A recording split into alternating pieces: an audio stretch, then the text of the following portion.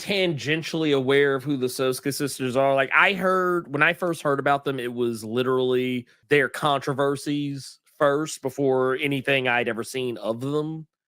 Yeah. And that let me know everything I needed to know. And I was like, so like when I heard that they were going to be writing that book, I was like, okay. I admit I did get the Black Widow book that they did to check out. See, like, you know, are they pretty good or whatever? And yeah, I haven't talked about it because I feel like it's just going to be seen as me just talking because that's the team I'm on. But really, man, it was not good. I mean, in the sense that, like, yeah, it was a plot. You can tell they know how to plot a story or whatever. That's fine. It's better than Isom in that regard. But was their motivation? Let me ask you this: what was Black Widow's motivation? Was it because her mother mom. told her? Okay, gotcha. There you go. Yeah. That's a Rip-a-Verse special. Everyone listens to their mother. Somebody asked about the Epic Verse posters. Well, I have them here. Oh. Ryan Kennel. He's going to star in. He's starring in Mass Shooter. Well, dude, it's not called Mass Shooter. It's called Ass Shooter. Okay. Well, I mean, actually, there you go. That's a real one. Yeah, I like how it's not like starring in or anything. It just he just is ass. Yeah. You know, and then there's this one that's just really, you can tell they spared no expense on the posters too. Just what's crazy is that quality wise, this is indistinguishable from the official posters. Just right. Yeah. Well, then we get to the other one, the other movie.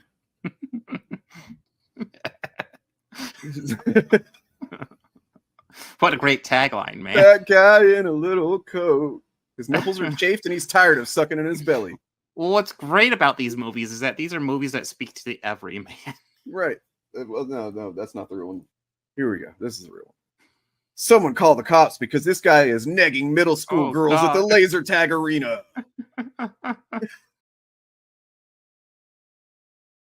You're fulfilling your destiny.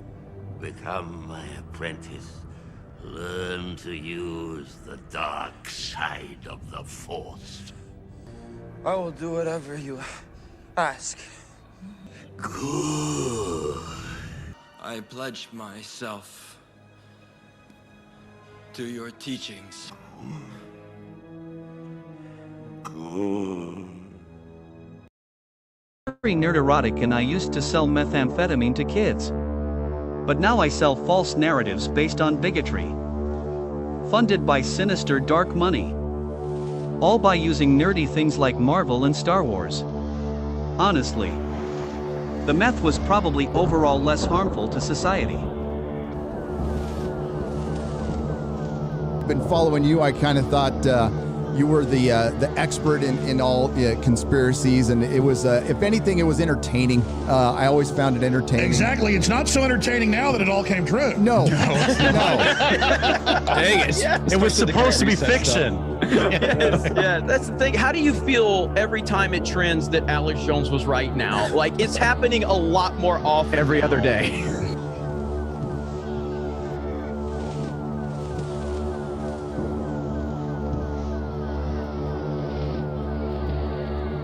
We have a very special show today. Hey, Gavin, what's your favorite video game?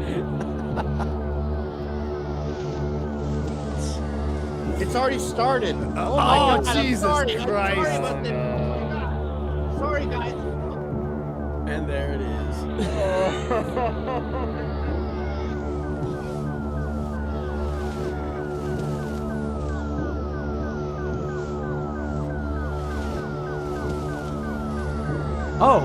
The Emperor is not dead, actually, and The Last Jedi didn't matter, and he's here. And my favorite part about it is he wants to be Rey. Like, the Emperor's like, I'm going to be a young woman. And then he's like, strike me down and I will possess your body. And then she goes, never! And then she strikes him down. I'm like, what? Yeah, and then kisses Kylo Ren. Weird. That was the Emperor the whole time. Was like, that Han Solo is kind of hot.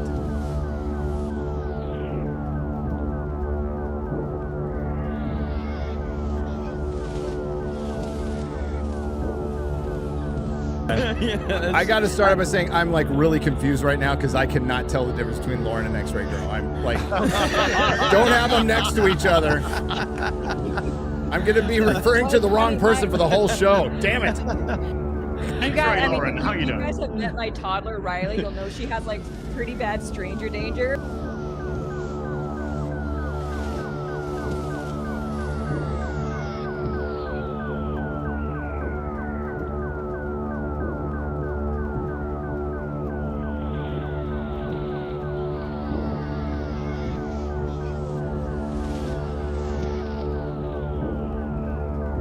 U.S. prosecutors allege a media company linked to conservative influencers who regularly reach millions, including Benny Johnson,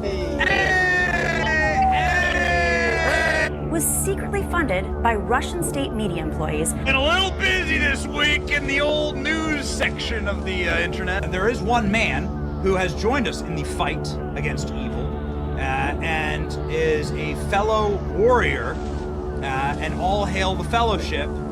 Jeremy from Geeks and Gamers. Seriously, congratulations, man. Hitting 2 million. I love it. I appreciate everything you've done for us. And it's been great to get to know you, man. It's been awesome to see. We got Nerdrotic Gary up on the channel.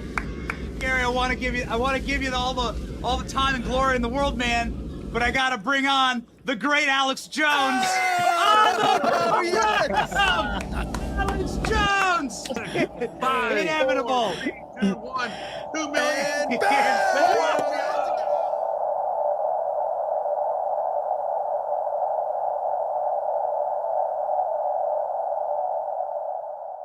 The only way that you can really stop this kind of thing is to arouse public opinion. It's very upsetting. It has a bad moral effect. Forced adversity.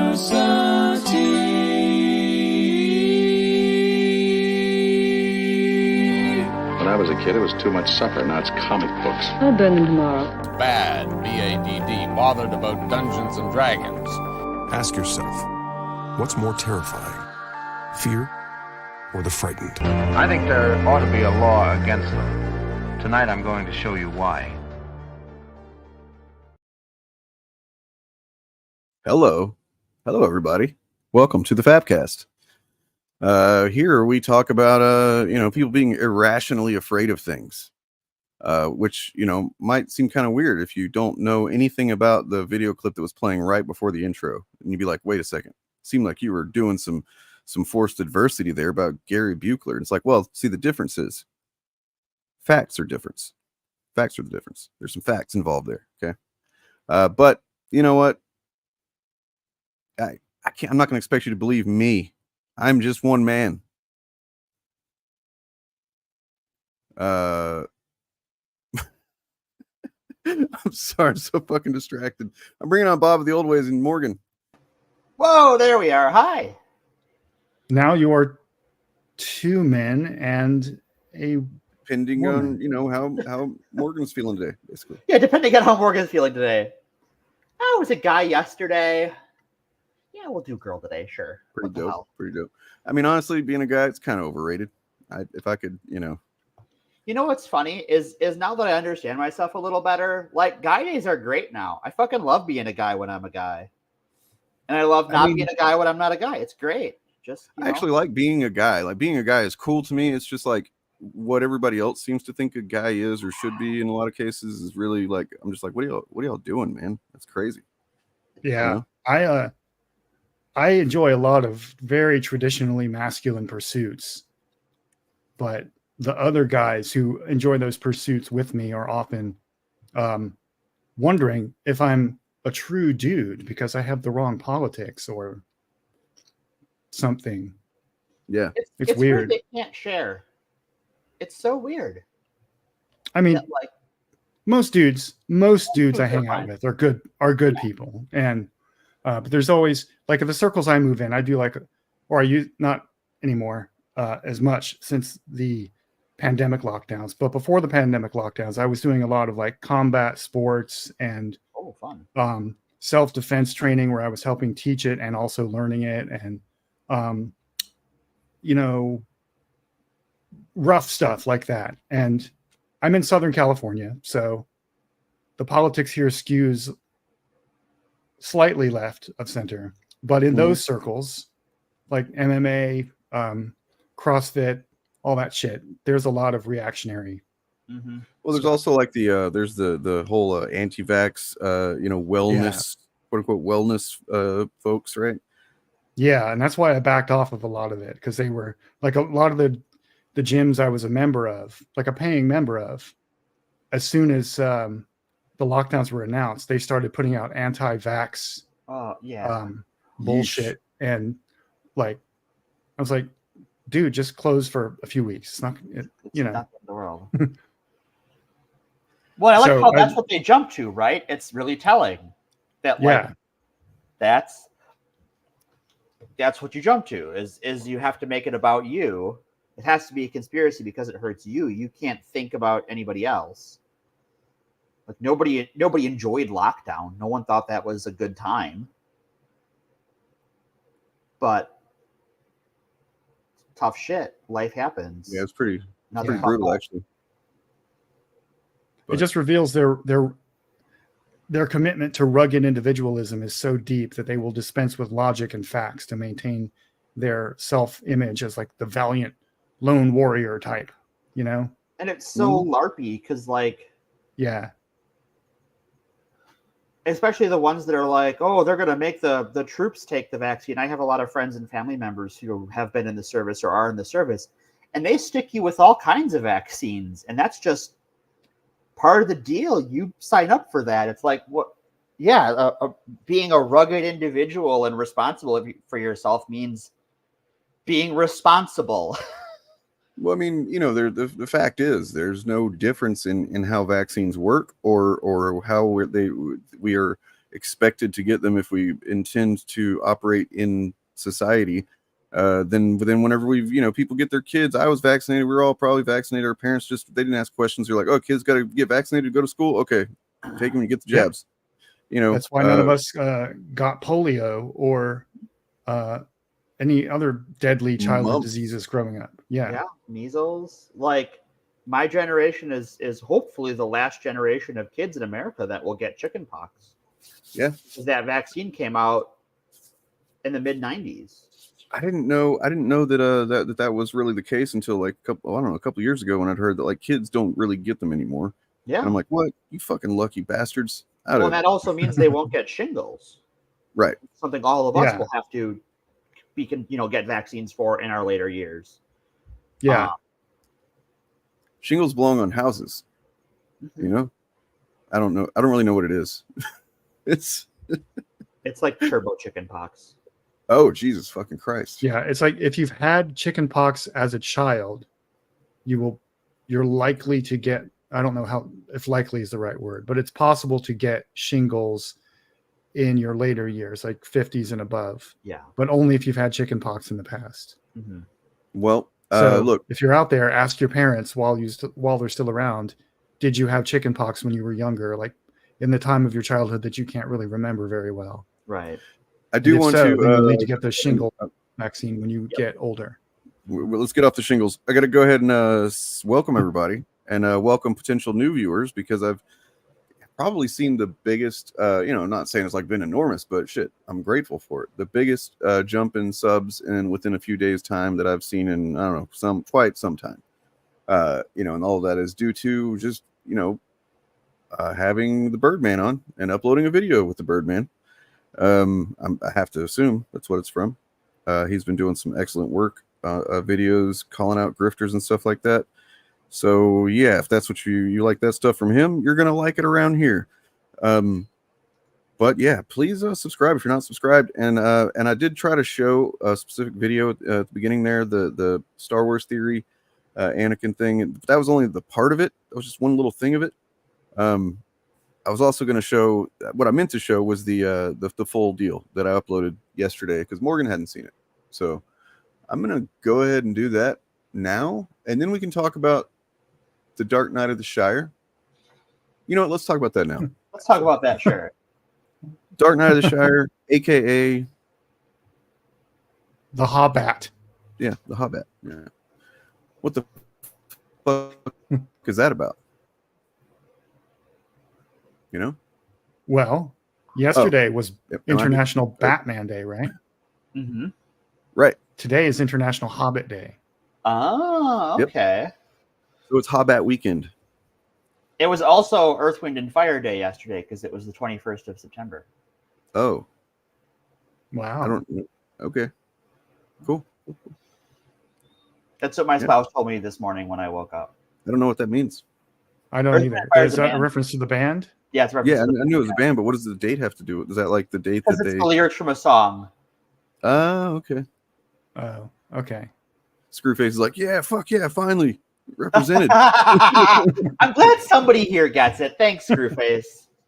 You're number one tonight. You get a point. Spend it wisely. I recognize the band Earth, Wind, and Fire, but I'm not familiar enough with their oeuvre of music to know that that's a lyrical reference for them.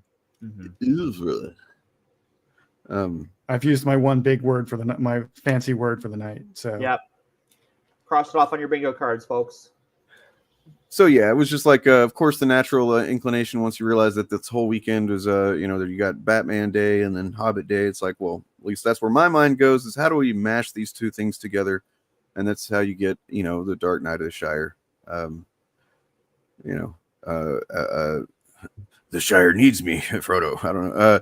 And so I had proposed to you guys. I don't know if you both, if you saw this, Morgan, but I said, question of the night will be, how would the existence of a Batman character change the Lord of the Rings trilogy? Ooh.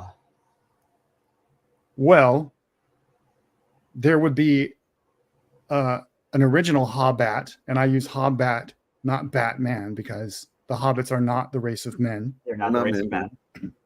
There would be the original Hobbat would be Bilbo Baggins, and then Hobbat Beyond would be Frodo Baggins. And his Frodo's Robin would of course be Sam, or Sam would be Alfred, I think. So I think Sam is Alfred. And he of course trained with the League of Assassins under Naz Al Ghul.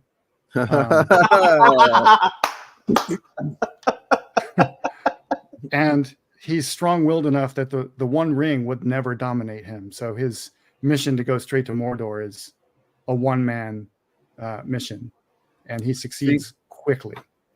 I would do it a little bit differently. Mine would be, the story plays out, you know, exactly the way that it does in the books.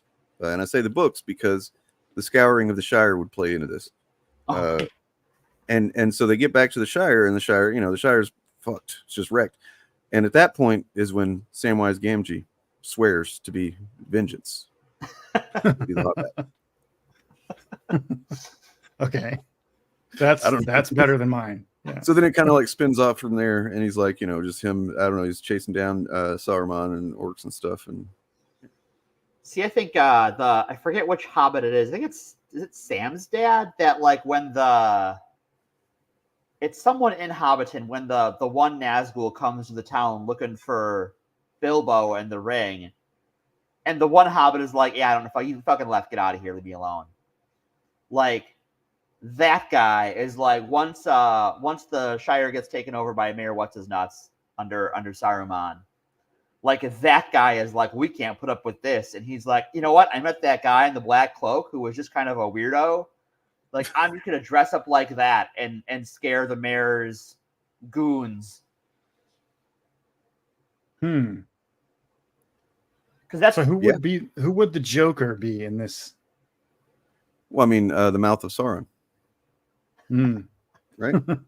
I mean, now that I think about it, that's basically just the same design as the Batman Who Laughs. Batman Who Laughs does look like how the Mouth of Sauron looked in the movie. That's when I saw the Batman Who Laughs, I'm like, the Mouth of Sauron? What are you doing here? So yeah, we got the Dark Knight of the Shire here, and but he's versus, as the title suggests, quite confusingly, I'm sure. All the Paleoconservatives in JD Vance's mouth. What does that mean? What does that mean? Oh, sorry. I mean, you could take it a couple of different ways. You could take it as in like the things that JD Vance says and believes are things that he gets from these 7 paleoconservative-ish, you know, thinkers, apparently, allegedly great thinkers on the right. Or you could just say that he's like got them in his mouth, you know. It's like he's a puppet. Yeah. Or like he's blowing them too. That'd be another one. Maybe. Yeah. I don't know. One and kind of out of it today, man. I'm tired. You know, and then you got a Gary Gollum over there in the corner with his fucking his precious Gandalf the Grey Son. Darumo, well done. Well done. That's good. That's good. That's good. Anyway, so yeah, we'll talk a little bit about that. About these ideas that this dipshit that's easy to make fun of and really just punchable face.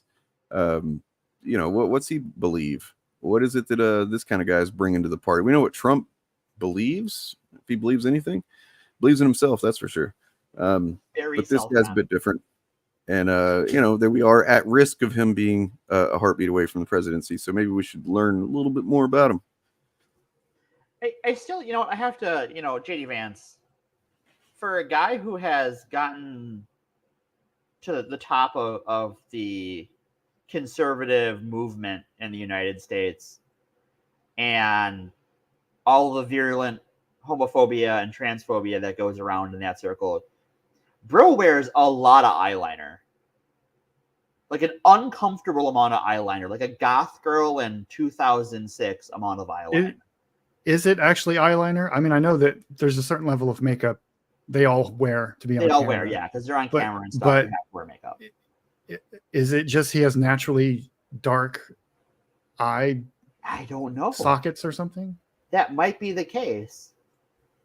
So here he is, beardless. Oh my God!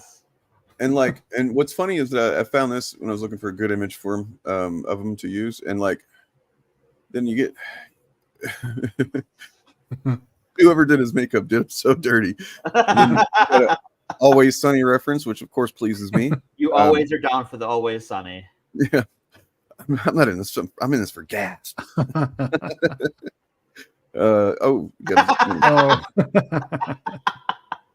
Zoolander.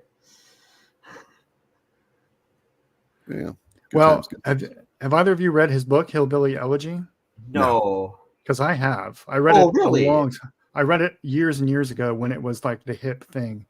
And he tells a story in there that he thought he was gay when he was younger, and his mama talked him out of it. So, well, that's how that works, right? You think you're gay, and then somebody just goes, "Oh no, you're not. You're not. Don't do right. that." Someone tells you you're not, and then you're better. Very clearly, that's exactly how that goes. And he doesn't make a big thing of it, but in retrospect, it fits. I mean, I think he's probably a closeted gay man. He might be bi, living with a lot of shame, and we know where that path leads. We've seen it a million times. But that detail from the book stuck out to me when all of the memes about couch sex and eyeliner started becoming a thing, because the guy he reads to me as somebody who's incredibly uncomfortable with himself. Yeah. Oh yeah. I actually wanted to kind of just real quick, since it came up, I wanted to just do a quick glance through the Google search of just Google search him basically. And the images that come up are, I don't know, it's so common that he's very awkward looking and uncomfortable with whatever in multiple different ways. I've never seen a politician just look so uncomfortable in every single fucking picture, basically. Except DeSantis was kind of that, but not always. DeSantis could kind of, at least for momentarily, project that he was not a crazy person, not a weirdo. Vance makes DeSantis look. You see how far I was scrolling down, just looking at these images, yeah.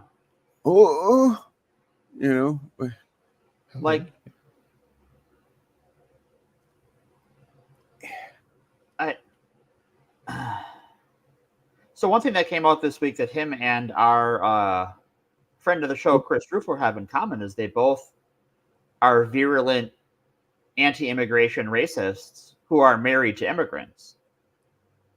Well, what Rufo might not be for too long. So, well, because it came out that he had a Ashley Madison account. Yeah.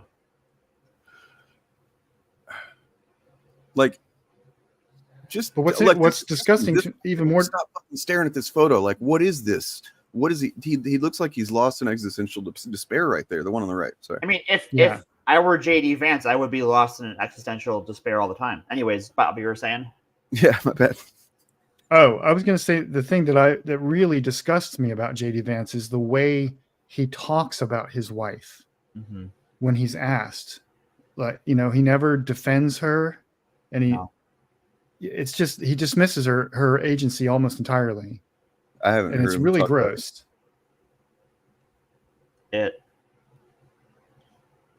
Like in one interview, he described her as something like she has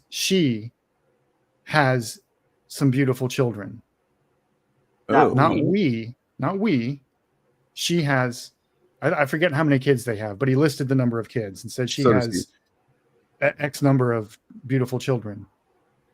But then at the same time, he will talk about how like Kamala adopted her husband's kids, so she doesn't have any real kids, but he does. So he talks out of both sides of his mouth on that like they're her kids, but then they're his kids when it's convenient to him. Yeah, but that's the even grosser part to me is the natalism. Yeah, that step parents aren't real parents, and he's saying this on national TV, and he thinks, I don't think he actually believes it's popular. That's not the point. That's not why they're doing this, but it's to create a false consensus. It's to go that because I think at this point, especially with what we're seeing in Georgia and Texas right now, with how they are flagrantly signaling that they are going to not just put their hand on the scale, but they're going to put their whole fucking body on it. They're saying we're going to create a false consensus. We're going to say we were elected on this nativism and natalism, and use that as justification that we have a mandate. Yeah, and they're also pushing the boundaries. They're seeing how far they can take this rhetoric before it becomes disqualifying to be in power in the eyes of the populace. Well, like I found this article. They don't care about the populace anymore. I think they care about creating an illusion that they have enough of the populace on their side. But I don't think they do. In my opinion, they still do. Otherwise, they wouldn't be trying so hard to rig elections and to make it harder for people to vote. They understand that this election is probably their last chance to achieve power in anything resembling a democratic process. They'll keep trying. They will abandon democracy entirely. But they want to maintain the fiction that it was the popular choice. Right. Well, I get that, Harlan. I can see that. Like, just it does have that vibe, but I think this guy's something different than fucking Ted Cruz. Ted Cruz is more like he's definitely got Ted Cruz. They probably have the same amount of like just like self-hatred and insecurity, and like cowardice in general. Yeah, but like Ted Cruz is gonna make choices that benefit Ted Cruz. Where and then and his moneyed interests and whatnot. But like, I think this guy's actually gonna. I don't know, man. But we can get into it later. I think here's the difference between Vance and Cruz. If Ohio was hit by a blizzard that knocked out power across the state and was killing his constituents, JD Vance would leave his family there to die, and Ted Cruz would send them to Cancun. Yeah. Fair enough. Neither of them would be there for their constituents, for the people they represent. But Ted Cruz would send his family to Cancun. So there's this article from last month that is about how like basically once Project 2025 started coming about, being talked about, which by the way, we can give ourselves a tiny itsy bitty little smidgen of like credit for this, because as this article points out, that is basically it was progressive media that kind of got the Democrat establishment to start talking about Project 2025. And we are definitely not like the progressive media, but we're a little tiny podcast, and we're definitely sounding the alarms. So right. Pat herself some back. But yeah, they kind of like definitely put that on taking that off the front of the menu, basically. Project 2025, and then they're doing this other shit now that's just like. So I think one thing I don't know if they do they have a plan right now. What's going on? What are they? Yeah, they call it Agenda 47, Agenda as in the 47th president, and it's in every detail Project 2025. They just changed the name. There's some slight differences in the margins, but all the substantial stuff 47 existed prior to, so it's not like they just took it and made a new thing, but because 47 was already a thing they had. It's written by a lot of the same people. Because Project 2025 was also written by a lot of Trump's people. So one thing for this like what the plan is I think it's important to occasionally see what they're talking about in conservative media and to ask conservative people in your life what their news is talking about, because they're not covering JD Vance in the way that the rest of the media ecosystem is. They're not covering him at all. They're largely focused on Palestine and Hamas and that. They don't want to talk about domestic issues. They want to saber rattle about college protests and Hamas, because they know that their domestic policies are incredibly unpopular, and that the plurality of the conservative base will fall for the Middle East violence play, hook, line, and sinker. That's been a winner for them for decades now at this point. Yep. So that's what, if you tune into talk radio in your area, it's going to be that kind of stuff. They're not going to be talking about Springfield, Ohio, or Peter Thiel, or the Supreme Court, the leaks from Justin Roberts' internal memos. They're not going to talk about any of that, because they know that like the Supreme Court's approval rating is low across the board on all political persuasions. Mm-hmm. They know that the approval of Congress continues to be historically low, again, regardless of political persuasion, and that people see the deadlock as a bad thing, so they're not going to talk about it. And that's why if you're comfortable, if you're in a position where you can talk to your conservative neighbors and friends like, hey, did you hear about this? Because often they haven't. Yeah. And that might not be how they vote, but it might. Yeah. Conservative media in the U.S. understands, and the right generally in the U.S. understands something the Democrats haven't quite grasped yet, although they're getting there. And that's that national elections are won on vibes, not on policy. Yeah. The Aaron Sorkin. They managed to figure it out pretty quick, and maybe that might have been what they were. Like, we got to get Biden out of here because we can get some vibes going with Kamala. Yeah, Kamala, quite to my surprise, my pleasant surprise, seems to understand, at least in most of her moods, that this election is about vibes. It's not about policy. The policy stakes are existential, but if you go on national TV and start talking about the actual details of Project 2025, like the fact that its foundation is basically firing everyone in the federal government, like the entire civil service, and replacing them with flunkies, you've already lost the conversation. If you start talking about, let me ask you, nitty-gritty shit like that. How many votes did Kamala win with this moment? Powerful at the convention when you said you have guns. No, at the debate. I'm a gun owner. Tim Walz is a gun. I did not know that. If somebody breaks in my house, they're getting shot. Sorry. Yes. I hear that. Probably should not have said that.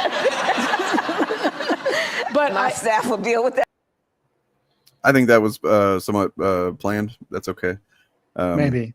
I think she won 0 votes with that. Yeah. I know. I was mostly joking, but I mean, like, also at the same time, like, she didn't say she wouldn't be shooting anybody for sure. You know what I mean? Like, it wouldn't be her.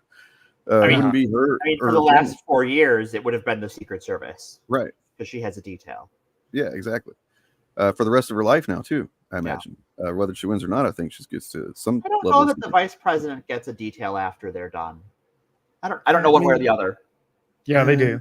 They do? Okay. Yeah. I wasn't sure. And I mean, plus she's literally, she's probably going to be, if she does lose, it's going to be very fucking close. I imagine they're going to have some kind of arrangement for her. Well, I imagine that in the gutting of the federal civil service, they will strip Biden, her, and Obama of their civil. Conveniently. Yeah. And I imagine the Clintons as well. Possibly even Bush. I wouldn't be surprised because there's no love lost there. Nope. No surprises. So, yeah, like I said, I figure it's a good idea to get in the fat head of this JD Vance guy, what he's about. Let's do it. He did used to be very anti-Trump. He literally said Trump would be America's Hitler, which is the last true thing he ever said. That's it. Yep. And so if somebody asks what a paleoconservative is, it's generally just like a conservative that wants conservatism from before you knew what conservatism is, what it is now. Now it's neoconservative, or that's what it was previously. Now it's a kind of a mixed bag right now as they're trying to fight over where they're going to go with conservatism. So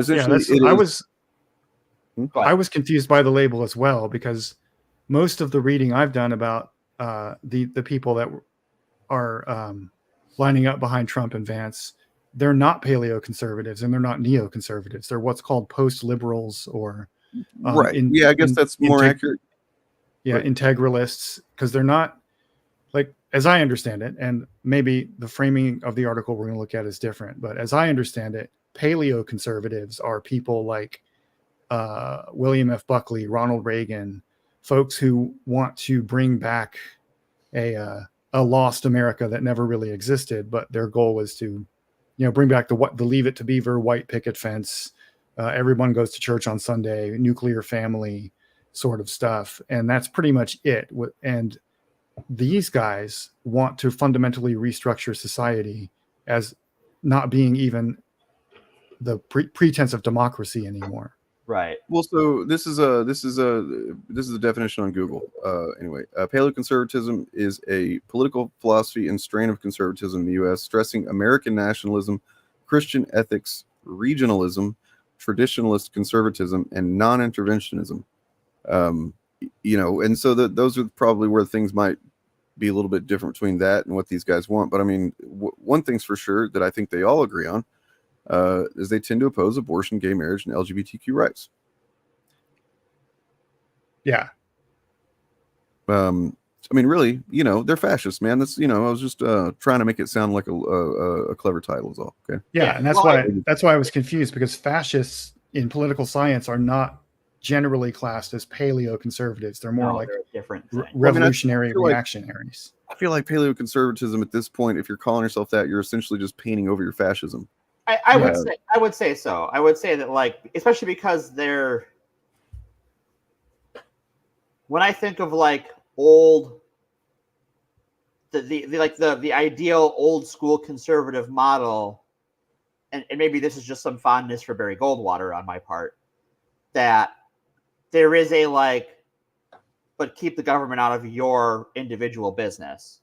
That is very much like not part of the people who call themselves paleoconservatives today. Like, they are very much about a government so small it fits in your bedroom and your medicine cabinet. Well, here's let's take it to its logical conclusion, because they definitely want to, I guess, preserve, quote unquote, preserve the Anglo-Saxon and Christian traditions of the U.S. And it's like, is there any? But this is the reason why all conservatives are so easily just like glommed together, whether they have differences in what they really think or not. Because I think they all, on some level, know that, like, what if we get to your desired results, it's not going to be too different from my desired results. So let's just all, that's why it really doesn't matter, in my opinion, like what we call them, because I think it does matter. I think it does matter what we call them in some ways. I think when they're appropriating an internal label, we should call out where they're not matching their label. True. Right, because they're appropriating it to try and whitewash their more radical Distinguish position. them outwardly, yes, but in my mind, I don't see a functional difference in the end result. Really, it's going to be in the end result, yeah. But I think the average conservative has been sold something, and what that is depends on who sold it to them. Whether it's a Reagan conservative. Yeah. Or a Bush interventionalist neocon, or a mega idiot. Like, they all broadly want similar things, but why they want them and why they think they're good and how far they're willing to go to get them is different. And I think that matters. Yeah. Well, I think you're right. why we've seen a lot of Republicans from prior administrations support Kamala so openly is because I think the conservative movement leadership has moved so far beyond what they were as conservatives. Like, yeah, that's what I was going to say. That the distinction that matters in this moment, this historical moment, is: are they a conservative who adheres to the principles of democracy, or are they not? Right. You were right to call me out. You were right to call me out on that, because I mean the fact is, as you said, post-liberalism is one thing that they are. Another thing that you might call them, some have called them crunchy cons. Others have called them what's this word? Monarchists. Mm-hmm. And that goes. I think that's why calling them paleoconservative is something that kind of makes sense, because if you look at the origins of conservatism, it is a post-American Revolution, post-French Revolution ideology that stems from trying to preserve the aristocracy within a democracy. Yeah. And that, for me, this is none of us on this panel are conservatives. So this is something conservatives need to sort out for themselves. Yeah. But if you look at people like Liz Cheney or Adam Kinzinger, for instance, who are supporting Kamala, even though in Congress they voted with Trump almost all the time. Yeah. Is because they apparently genuinely believe in democracy. And what troubles them, is that in the last election, the Republican Party refused to honor the peaceful transfer of power. Mm-hmm. Mm-hmm. And this apparently also upsets Dick Cheney greatly, to my surprise, considering his record on foreign policy. But that's the difference that matters in this historical moment. The rest of the labeling is for conservatives to sort out. What do you mean? He's known for spreading democracy around the world. Yeah, that's what I meant. That's totally what I meant. He fucking loves it. He loves democracy. He everybody. He will deliver it to you at the muzzle velocity of an M4 carbine. Yeah, he will shoot you in the face with democracy. Goddamn it. Okay. And you will thank him for it. Yes. Yeah. Guys, we were greeted as liberators. Come on. That's why we stayed so long. We were just partying with them. They kept telling us, no, don't go. You're liberators. Stay another 10, 15 years. We bombed them out of the Stone Age. We did them a favor. Bombed them out of the Stone Age. All right. So I'm going to be looking at here a Politico article called "The 7 Thinkers and Groups That Have Shaped J.D. Vance's Unusual Worldview." So yeah, it says here, this is by Ian Ward. It's from July. J.D. Vance represents something genuinely unusual for the MAGA movement, a national Republican who is deeply enmeshed with the elite world of the conservative intellectual movement, or what's sometimes termed for convenience as the new right or the dissident right. It's kind of interesting that the supposed intellectuals on the right are the ones that are like the dissidents, But I guess that's. I think that's. Can you screen share the article? Yeah, sure can. Pop that up on there. So I think part of it is that you have sort of two competing ideas there, and one is that there is a huge anti-intellectual component of American conservatism. And the other part is that they need to tell themselves that they are not the people in power. They have to maintain this delusion. And I think they genuinely have convinced themselves that they are the political outsiders, despite having all of the money and power and the ability to buy elections. When it's kind of similar to what you see with like the anti-fandom thing, where it's like they, as we are seeing more and more, they are literally connected to, power on some degree. And then like they act like they're both the victims and the the little guy, and then also everybody agrees with them and nobody wants this stuff. And Right. Sorry. Good. No, you're good. So like, I think they have to tell themselves that we're the little guy. Never mind that a lot of these guys have been involved in Silicon Valley for decades. Yeah. Like they are big tech, right? When it's always funny to me as someone who spends a lot of time in IT, who works in IT, when it's like, oh, they talk about how like big tech is against, conservative ideals. And I'm like, where did you get that? How did you trick yourself into thinking that? Because like, right. Nah, bro. Yeah, Andrew Morantz in the book that I've got from him, he calls them techno utopians. Yeah. That basically they just they were of the mind that like once we have Reddit, Facebook, whatever platforms, let's just let them go. Let complete free speech. Things will solve themselves. By the fact that ideas that are better than other ideas will win out or whatever. Then we see that they have to put their hands on the scale, right? That they can't let that be. They don't actually believe in free speech. They have to put their hands on the scale because it's because their ideas are garbage, but they think their ideas are the best ideas. And when those ideas aren't winning in the free market of ideas, the problem is obviously the free market and not the ideas. Yeah. So the free market of ideas only works if we're all being honest, and we know these people are not. Right.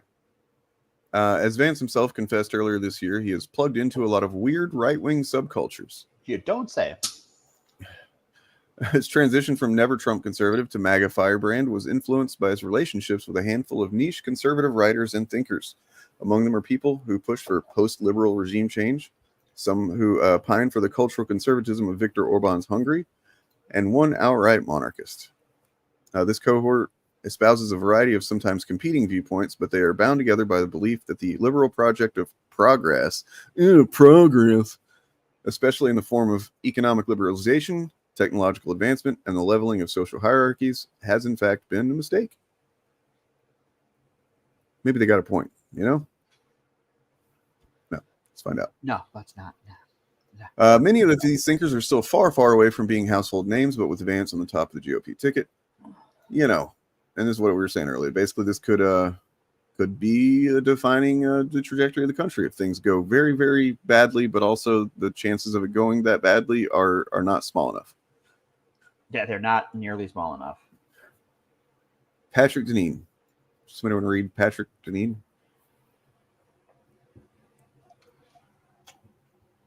A professor of political theory at the University of Notre Dame, Deneen rose to prominence in 2018 with publication of his book, Why Liberalism Failed, a sweeping critique of small L liberalism. And so for those who don't know, small L liberalism is, when they use that, it's free market capitalism and representative democracy as a package deal. And a forceful argument for a more communitarian approach to American political life. It's an interesting word choice. In the book, which won plaudits from Barack Obama and the New York Times, Dean argued that liberalism's focus on individualism, secularism, and free market economics eroded the communal basis of American life, namely the nuclear family, shared religious faith, and local economies. It's amazing how... go ahead, and then I have a comment on that. No, you go ahead. Okay, so the nuclear family is not even 100 years old as like a political end goal for families. Right. Before World War II, families often lived in generational environments where you would have grandparents living in the same building as their children, and their children live there, and maybe someone would move out or move away for work or something. But the idea of a mom, a dad, 2.5 kids, a white picket fence, and a dog is a post-World War II construct. If you ever watch Charlie and the Chocolate Factory and you're like, why are they all fucking sleeping like that?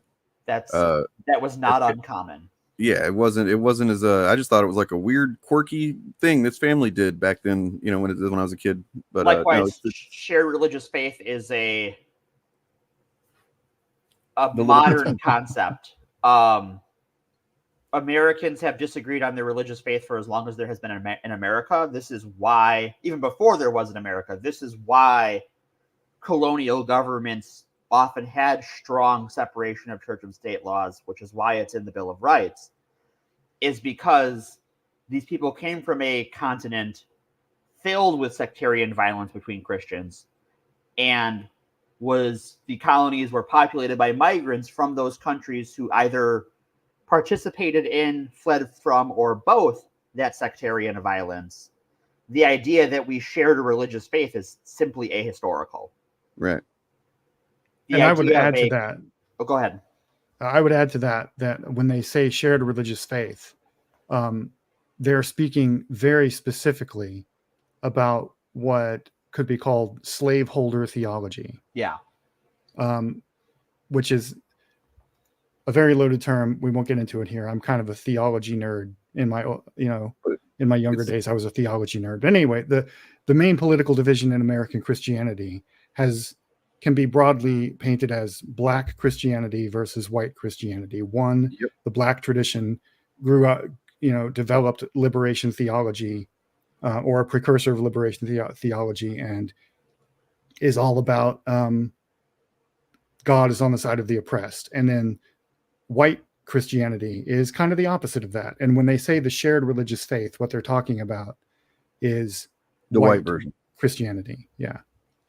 Yeah, white version is the they have that. They're the ones with they typically there's a prosperity gospel that they believe they're supposed to be rich and well off, and then and then like being from the South, there's you've seen them in movies and all kinds of stuff, like black churches where they're singing and they're having a good time. They celebrate their faith generally.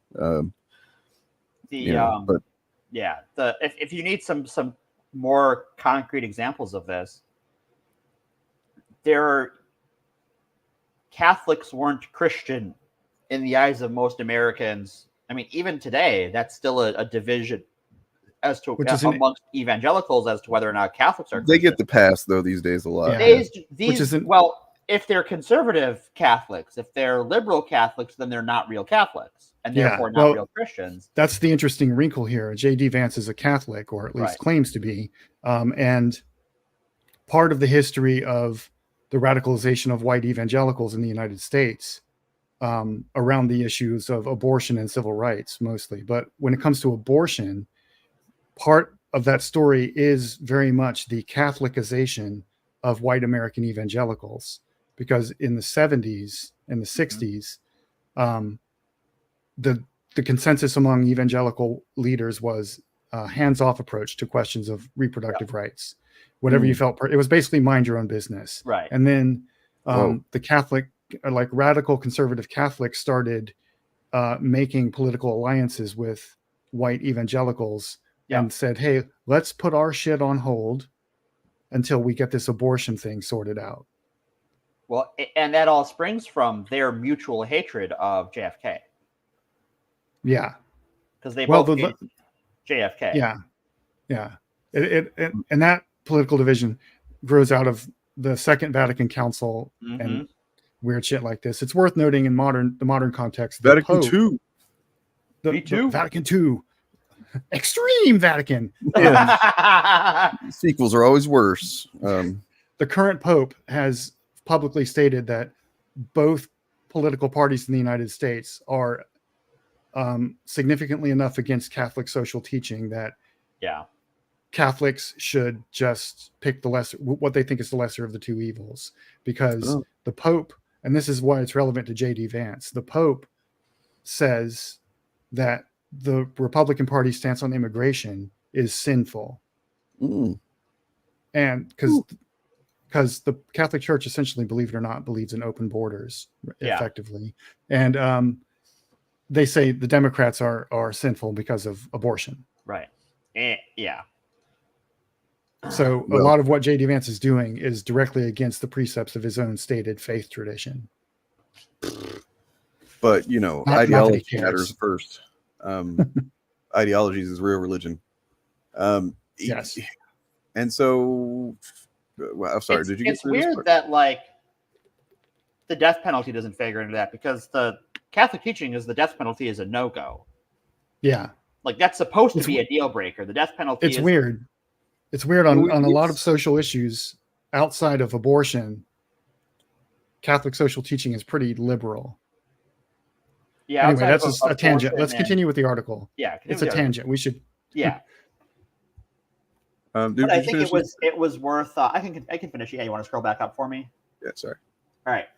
Deneen took a more radical approach in his next major book, Regime Change, published in 2023. In the book, Deneen, who is a conservative Catholic, argued for a peaceful revolution to replace liberalism with a post-liberal order grounded in the promotion of conservative and religious values rather than the protection of individual rights.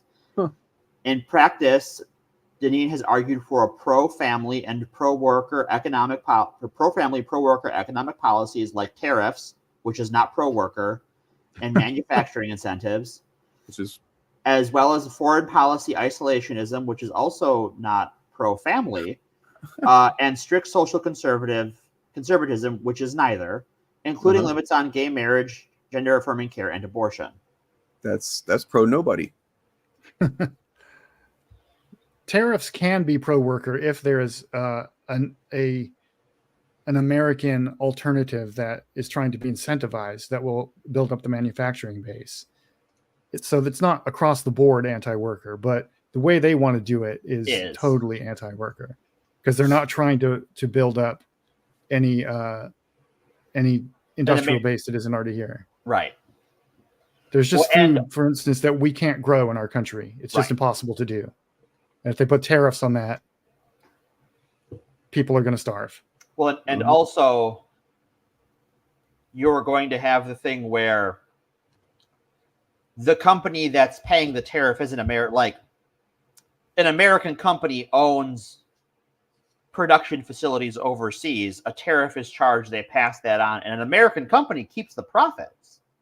Yeah, well, the tariff is not paid by the foreign entity. It's paid by the domestic. Yeah, it's paid by the domestic business who is importing the goods, and then they pass that cost on to the consumer. Right. Which is what Kamala Harris means when she refers to Trump's tariffs as a sales tax. Yeah. So I think this is this last bit is pretty important, because it not only says how close he is with this guy and his views, but like also what he says here about his role in Congress. Vance has publicly cited Deneen as a major intellectual influence and even appeared on a panel with him in the book launch for Regime Change, hosted at Catholic University in 2023. At the event, Vance identified himself as a member of the post-liberal right and said he views his role in Congress as explicitly anti-regime. In a statement after Vance's selection, Deneen praised him as a man of deep personal faith and integrity. Yeah. Devoted family man, generous friend, and a genuine patriot. It's bizarro world language. Holy shit. Right. Like deep personal faith. So how many years ago was it that he literally said Trump would be America's Hitler? Well, I think he still believes that, but now he's okay with Hitler. Oh, you're probably right. Yeah, probably right. Like that's the difference. And also worth noting here, the phrase post-liberal does not mean liberal in the American political sense of like it's time to get past the Democratic Party. It means it is time to demolish and dismantle democracy itself. Right. Hey, there's a lot of communists and shit on Twitter that would agree with this. Yeah, we call them tankies, and they fucking suck. Yeah. Then there's this fucking guy. Everybody knows this guy, right? Peter Thiel, PT. He's kind of a POS. Yeah. So yeah, he best known as Vance's former venture capital boss and the primary funder of his Senate campaign. By the way, I read something earlier that said that Vance wasn't even a good venture capitalist. No. So if that's something one can be, I guess. Their relationship began in 2011 when Vance, a student at Yale, attended a talk by Thiel in which he tied Silicon Valley's failure to deliver truly revolutionary technologies to the stagnation of America's political and social elites. Oh, yeah, of course. Yeah. He saw those two trends, elite professionals trapped in hyper-competitive jobs and the technological stagnation of society, as connected. If technological innovation were actually driving real prosperity, our elites wouldn't feel increasingly competitive with one another and dwindling. So I just want to point out that, like that, once again, I'm bringing up the Andrew Morant's book. Fucking what's the name of it? Shit. Antisocial is the short version. And there's like some other stuff about, Peter Thiel shows up in that book when a couple of different times. So like Andrew Morant's kind of embedded himself in and around these far right figures that, like Laura Loomer and people like that in 2015, 2016 were kind of starting to glom onto the MAGA campaign, as well as just straight up I'm like outright Nazis and white supremacists and shit like that. Richard Spencer, all these people, Chernovich, fucking Posobiec, who we talked about him Friday night. But like, Thiel is in and around all these people. He knows exactly who they are. You know what I mean? Like he shows up and everybody kind of like gets out of his way, kind of thing. Like he's like parting the Red Sea when he walks into the whatever venue they're at. And so he's like seen with a lot of reverence, and people are kind of scared of him or whatever, mainly just because he's got a lot of money, I guess. Yeah. And they're like, oh, I don't want to ruin any chance of getting some of that money. Here's the thing about Peter Thiel is he's a gay guy. Is he? Yeah. Yeah, he's gay. He's gay married to someone, but also a conservative, a self-identified conservative Christian. He will get Night of if he gets what he wants, he will get Night of Long Knives. Yeah, crazy. They will kill him and take his money, and he's too dumb to realize it. Yeah, he does seem, dude. He was on Joe Rogan not long ago, and I was like, oh, I've never really heard this guy talk, and he just sounds like he could barely even talk. Honestly, like he sounded like he didn't know what the fuck he was saying at all. Probably because he doesn't. It's like, he's I guess extremely awkward. You're rich and you just say shit, and people go, yeah, that's a great point, man. I guess is what happens. Yeah, that's how that works. So his political outlook is complex and contradictory, but it revolves around the idea that misguided liberal ideology, sclerotic government bureaucracy, and feckless elites have perverted the trajectory of technological progress, turning technology into a tool of national and civilizational destruction rather than renewal. I mean, I agree, but not for the reasons he does. Well, yeah, then his example is like, okay, those two things aren't related at all. We wanted flying cars, instead we got 140 characters. What does that mean? That means we should use 140 characters to overturn democracy. So we can still not get flying cars, because flying cars are a fundamentally bad idea. Wanting flying cars thing was the problem in the first place. Yeah. Instead of knowing what it would mean to get there and what we would, need to do to be responsible enough to deserve that type of thing, for fuck's sake. Right. I think his analogy, I think what he means is that we allowed technology to be used by the plebs for lowest common denominator distractions, rather than having an enlightened elite who knew what they were doing, making these decisions for us. Does he mean that corporations did that? Because corporations did that. No, he thinks democracy did that. Well, yeah, he thinks the 140 characters is democracy taken to its logical. The people the entities that get access to emerging new technologies. First, there's basically whatever's left of NASA, and then after that just goes to fucking tech companies, and they decide to make iPhones or whatever the fuck, and that's how we get it. That's the funnel. Yeah, that's his quote up above in that. Earlier in that paragraph, the phrase misguided liberal ideology. That's what he means. The liberal elites, who are too pro-democracy in his mind, decided that it was better that we all had iPhones than flying cars. Seeing the connection. I'm just. That's what I think he means. I think so too. I'm not saying there is a connection. Right. I'm not saying the connection is real. I just think that's what he means. Especially because I think we could broadly agree smartphones are more useful culturally than flying cars. Yeah, this flying car only does the one thing, really. It does the one thing. A smartphone gives you access almost anywhere to the whole breadth of human knowledge for good and for ill. And thankfully, we all use it for that, and we're all better for it. Well, you know what? All the people watching here tonight, and perhaps later on the live stream backup, are doing that. So congrats to you guys. Yeah, you made a good choice. You made a good choice. I'm proud of you all. All right. So Vance told Politico, if there's something interesting going on and I want to bounce ideas off a very fascinating and knowledgeable person, I'll give him a call. And this is the guy that got me on this path in the first place. This is Behind the Bastards, which if you listen to us enough, it's one of the main inspirations behind the kind of the general thrust of this show.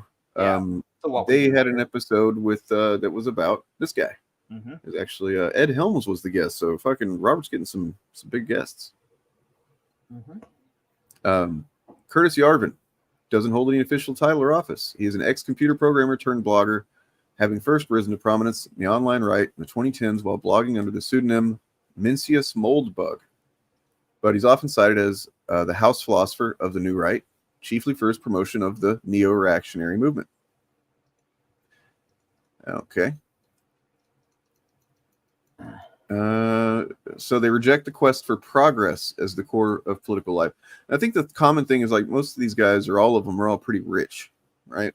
Yeah. Like, I guess whenever you're rich, you don't really see a need to why would I change anything? Right. You already have everything. And why aren't you rich? What's wrong with you? It's not my problem. But yeah, the fundamental premise of liberalism is that there's an inexorable march towards progress. I disagree with that premise. Instead, he believes that American democracy has degenerated into a corrupt oligarchy, and not entirely wrong, run by elites. Wrong, but you're on it. You're arguing for its advancement. Right. Who strive to consolidate their power rather than serve the public interests. The solution... Yeah, they're arguing to replace the current elite with a new one, not to dismantle. Like, I want to be the elite. I'm not. So yeah. we gotta... and really, they're arguing to replace it with the same elite. Yeah. In some ways, yes. It's who are they? Who's going to hold the powers in this? Oh, it's going to be the investor class. It's going to be big tech. It's going to be institutional investors. It's going to be the same people today, except we killed all the gays. Yeah, well, I think in a lot of these guys' minds, I think when they say elites, that's not who they're referring to. No, they're not. They're referring to like civil servants and government bureaucrats who enforce civil rights policy and environmental regulations and stuff like that. That's what they mean by that's elites. what they mean, yeah. But I mean, I will say that he's at least he's pretty straightforward with what he thinks this looks like, and that's refreshing, I guess. I don't know. He says for the American oligarchy needs to give way to monarchical leader styled after a startup CEO, a national CEO, or what's called a dictator. Do you know what's funny about most startups? They fail. Yeah, a lot of them do. Like, what is perhaps the least consistent way to run anything? Find a startup CEO to run it. I just did anybody remember that Trump's whole thing, like the only like halfway, if you squinted and kind of like, I don't know, didn't think about it for 3 seconds, reasonable sounding argument for Trump back in 2016 was that he's going to run the government like a business.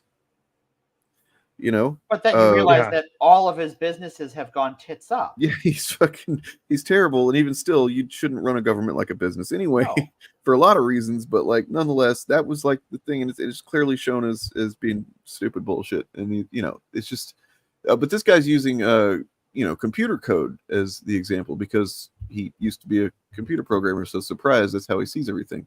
Right. And people, it turns out, we're analog meat computers. We don't behave like digital computers. Yeah. That's not how we operate.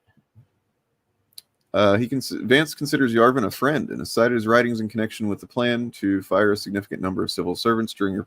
Oh, well, that sounds familiar. Sounds like part of some project that you might know something about.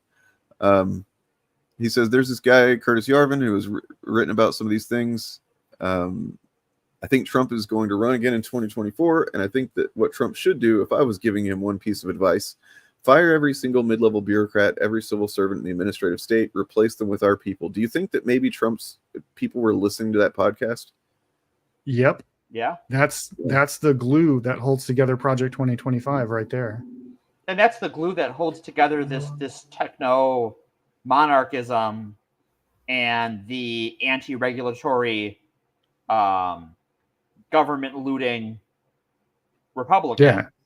Yeah, it's literally in Project 2025. Their biggest thing they want to do, the thing they have to do to get everything else they want on that agenda, is basically fire the entire government civil service and replace them with their own people. And that is part of it. So lucky for them that they wrote it that way. Then there's this guy, René Girard, French-born philosopher, I've heard of this guy. Literary critic. Girard taught for several decades at Stanford, where his acolytes included Peter Thiel, who introduced Girard's ideas to his own protege, J.D. Vance. His idea is influenced by his idea of mimetic rivalry, the idea that humans want certain things because they see other people wanting those same things, and his related idea of the scapegoat myth, that this competition for shared goals and objects leads to social and political conflict, which most societies ultimately resolve by committing an act of violence against a perceived outsider. To Girard, early Christians were the first group to escape this cycle of violence because they scapegoated one of their own, Jesus Christ, rather than an outsider. This is fucking bonkers. Wait, shit. what? Yeah, you go ahead, Bob. It's all you, man. That is backwards theology. Christians were the first group to escape the cycle of violence because they scapegoated one of their own, Jesus Christ, the founder of the religion. Has he read the Bible? That's not who killed Jesus. No, but they scapegoated him. They did. I mean, it kind of technically is. Oh, correct. I see. Okay. He's scapegoated because he's the one that we give all of our sins to, kind of thing. Okay. He's doing the scapegoat theory of atonement. Okay. How very apocrypha of them. It's just, I mean, Ian, you know that around here we, at least Morgan and I are not religious folks, so you're not going to get too far with that kind of argument. I mean, I can argue against it from a religious perspective because I could too. Yeah, I know the theology behind that, and it's bro, miss me with that. So this is his where his conversion to Catholicism in 2019 comes from. That's why he is the type of Catholic that he is, Bob. Oh, he's an adult convert. That tells me everything. Yeah, I suspect he's the kind of Catholic who thinks that the current Pope is an apostate. Yeah. And he just isn't going to say that out loud. So this is interesting. Sorry, go ahead. I wish he fucking would. It'd be funny. So Vance has credited his exposure to Girard via Thiel as a major impetus for his conversion. Mired in the swamp of social media, we identified a scapegoat and digitally pounced. We were keyboard warriors, unloading on people via Facebook and Twitter, blind to our own problems. That is a problem. That really is a genuine problem. We fought over jobs we didn't actually want while pretending we didn't fight for them at all. He wrote in a 2020 essay. That all had to change. It was time to stop scapegoating and start doing some serious self-examination about, like, what am I doing that's not healthy for myself or others, society in general? No, that's not what he said. No. He said, how can I make my trauma everyone else's problem? Right. How do I make my trauma put that on everybody else and give myself lots of power so I can do that? Yeah, we're gonna get there. I do think it's interesting, this focus on scapegoating. It really puts a lot of perspective into the modern Republican think tank ecosystem of how it is just a never-ending cavalcade of people to blame. Mm-hmm.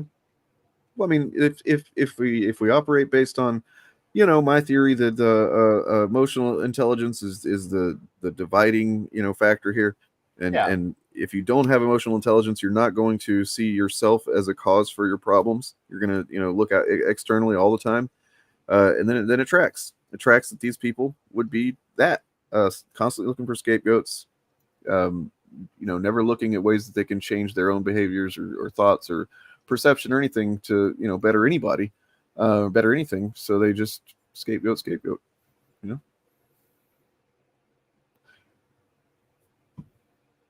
it hasn't put an entire stop to his days of online trolling. I don't know what that's about. Maybe look at that in a minute. No, I would say his nomination as vice president probably put a stop to that, because now he's just inflicting the trolling on all of us through. Now he doesn't do it media. online. He has a megaphone. So he's a son of a secular Iranian family. Immigrated to the U.S. as a teenager, became a Trotskyist in college, took up the neoconservative cause as an editor at Wall Street Journal before converting to Catholicism in 2016. The same year, he voted for Hillary Clinton out of disgust for Trump. Oh, not that disgusted. He's since moved rightward, embracing Trump, becoming a chief advocate for a new style of working class. It seems like probably the thing that he had, like anybody that was against Trump that then became for Trump, they're probably still on some level like they don't think differently about Trump. They've just realized that they could use him as a vehicle for their goals. Yeah. Yeah. Right. I think you're right. They just kind of have to swallow that fucking, that bile that comes up whenever. Yeah, these, generally all seem like some pretty terrible people with terrible ideas. Yeah, they're not great. Well, and terrible ideas. I think it's the one idea.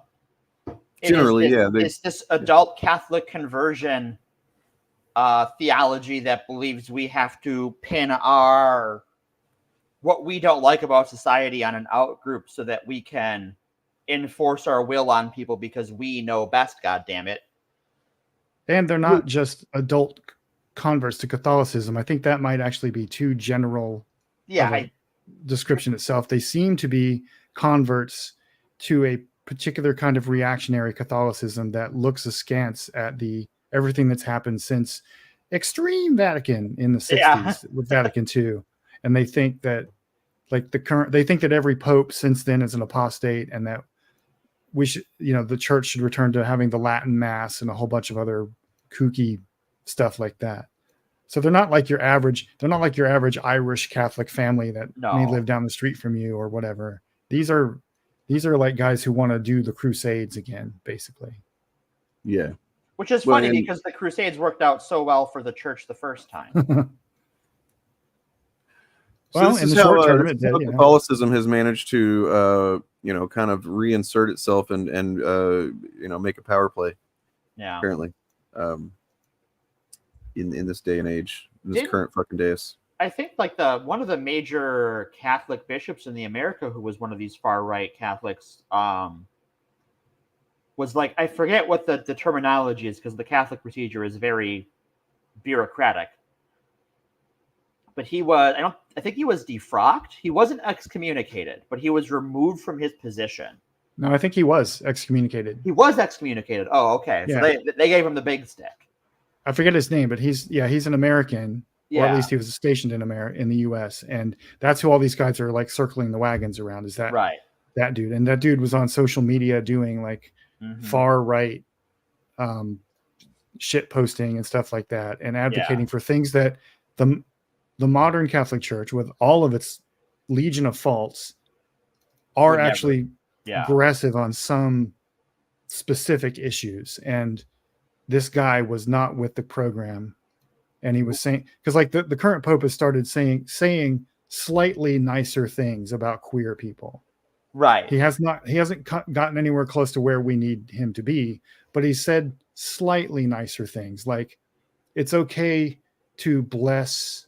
Like, if a gay couple comes to you as a Catholic priest and asks for a blessing, you can bless them. You can give them a blessing. That's not the sanctity of marriage. Right.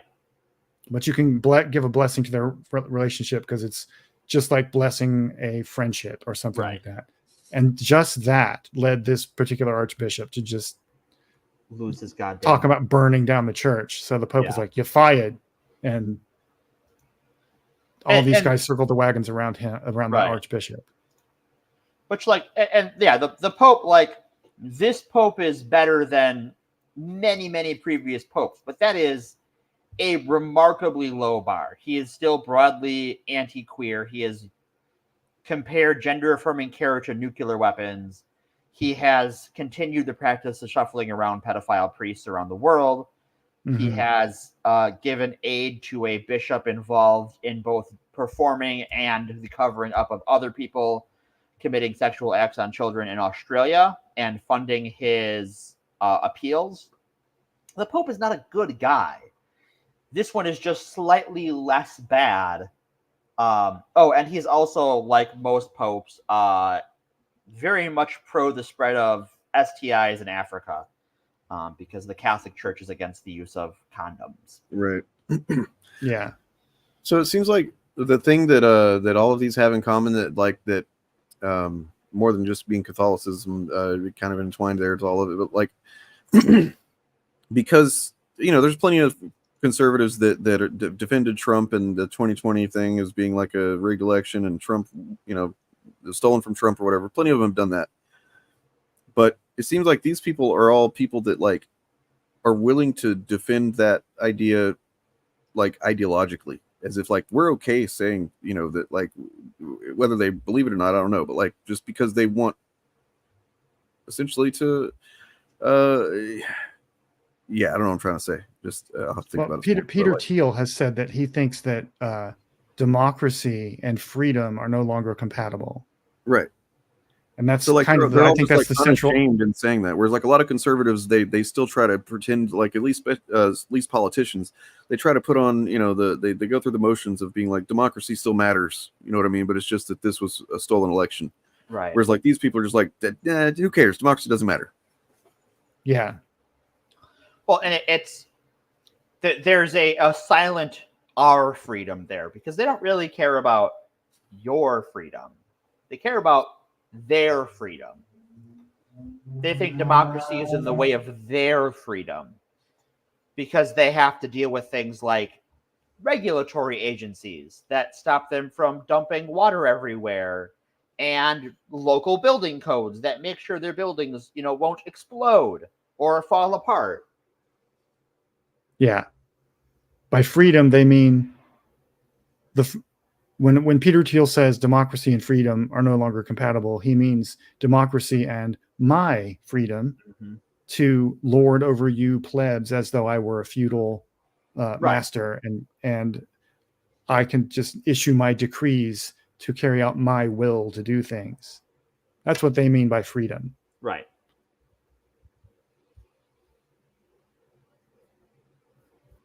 And that's why they're so quick to ally themselves with theocracy, is because this is a group of people that is of a similar mindset, even though the things they want are different. The freedom for me but not for thee is something they share.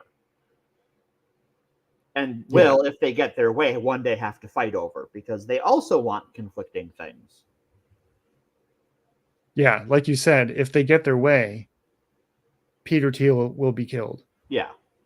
If this group of people get their way, not necessarily him specifically. Right. But because like they disagree on some things, like racial equality, for instance. Some of them are fine with the concept of racial equality as long as everyone of whatever race follows the rules they've established for society.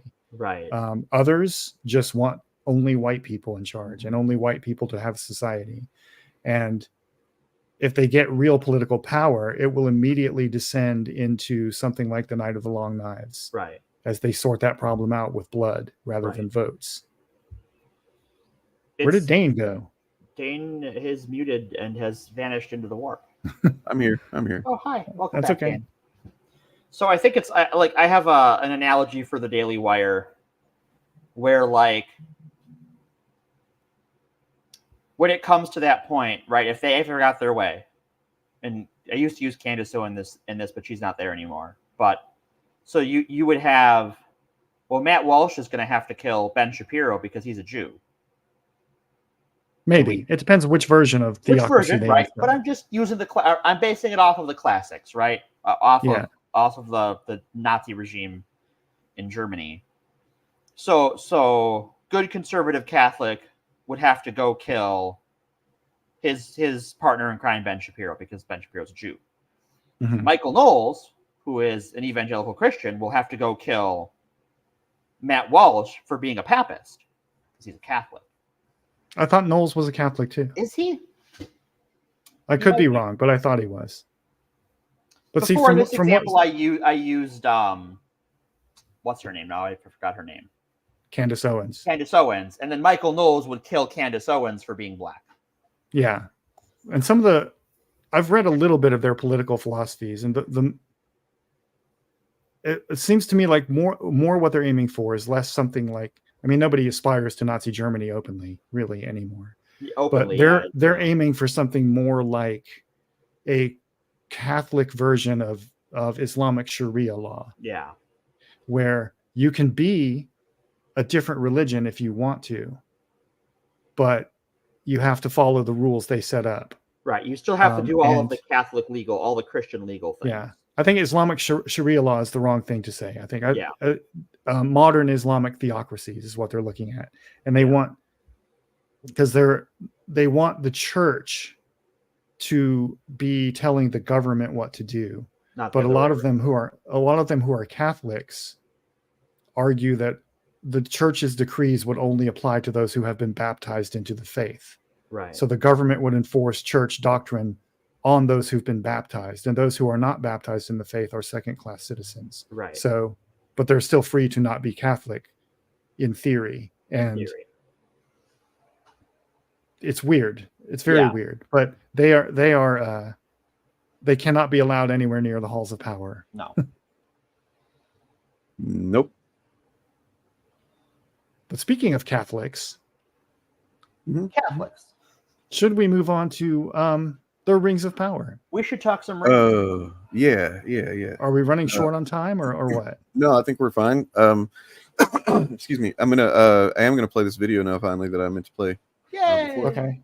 And then we'll call that the video, white boy. The buffer period here. And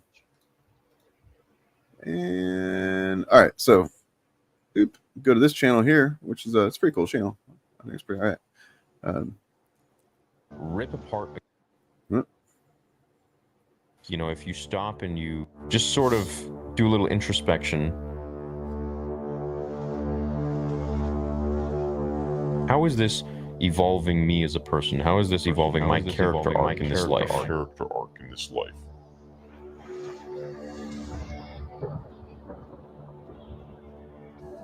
Where do I begin? I mean, I've made so many videos in the past about Hayden Christensen being unjustly bullied, about Jake Lloyd, Ahmed Best, Kelly Marie Tran, and now Moses Ingram. You know, when are we going to learn? I think it's totally acceptable to rip apart a character that someone came in and wrote. You know, they wrote the lines, they consciously created the character out of thin air, like for the writer of Kenobi. By the way, you know, content warning for some slurs and some shit. You know, you know how it goes around here. Yeah. If they wrote a character that you don't vibe with, by all means, talk about it. This is what the Acolyte exists for. It's not here for story. It's not here to build the lore. For crying out loud, look at the cast right here. This cast was made for having as little white males as possible in this cast. Speaking about something is great. Giving your points about why you like something or don't like something is, I think, really productive in the sense that it engages conversation. And it's really why we're all here, to learn from one another, learn different ideas, and to evolve as people. It was insufferable. It is viscerally disgusting listening to this thing prance and dance around screen. Well, I was curious about what this thing is, and clearly a dude. It's really gay. To learn from one another, learn different ideas, and to evolve as people. Yeah, it sounds retarded. The most disturbing shit, retarded. Like the most disturbing shit about like this clip here with the introduction. What I don't condone is ripping apart the person who was hired to read those lines that somebody else created. It's just disturbing and weird. It is. Yeah, like we didn't need that quote to know that freak we had on screen for way too long is fucking mentally ill. What I don't condone is ripping apart the person who was hired to read those lines that somebody else created. Actress Amanda Stenberg playing the victim card. They can do nothing other than play the victim. Amanda Stenberg, the adult pretender. Like she's fucking lying through her teeth. And it would be one thing if we actually saw some evidence of this, right? If we actually saw some of this shit she's talking about. But no, this is just gaslighting. No, it's everyone else's fault, and they're racist, and they just hate me because I'm black. But as for all of these racist comments that are going to her DM, I mean, this is the girl's first introduction to Star Wars. This is what she's going to remember. That's not what I want her to remember. As Star Wars fans, I think we're so much more classy than that. I think we have so much love. Now this is going to make headlines everywhere. They're going to say Star Wars fans. Like, that's not what we're about. You've never been oppressed in your goddamn life, you bitch. Look at that. I got a Derek Chauvin George Floyd memorial. We are so much more loving and so much more classy than that, than to be racist and just so ugly. Racists do stick together. That's But I've always been very, very, very candid with what I think about bullying. But also every single different race of people has been enslaved and discriminated against and oppressed in some way throughout our entire history. You know, whether you are a regular person like you or me, who gets bullied for liking Star Wars when you were a kid or growing up or even as an adult, or you are an actor like Hayden Christensen. The only people that can't get over it seems to be black people. I think this is no different, only in the fact that it's worse in a sense because you're affecting, you're bullying someone for the color of their skin or the way they're born. And she's still bitching about oppressors. You've never been oppressed in your goddamn life, you bitch. And I think in a world where we are so obsessed with Star Wars, which is a cross species of just so many different intergalactic beings, to throw racist comments at someone, I think is like, what, you know? Like, how does that make sense? Is the most like kind of narcissistic lack of self-awareness. Is the most like kind of narcissistic lack of self-awareness. You know, if you stop and you just sort of do a little introspection, how is this evolving me as a person? How is this evolving my character arc in this life?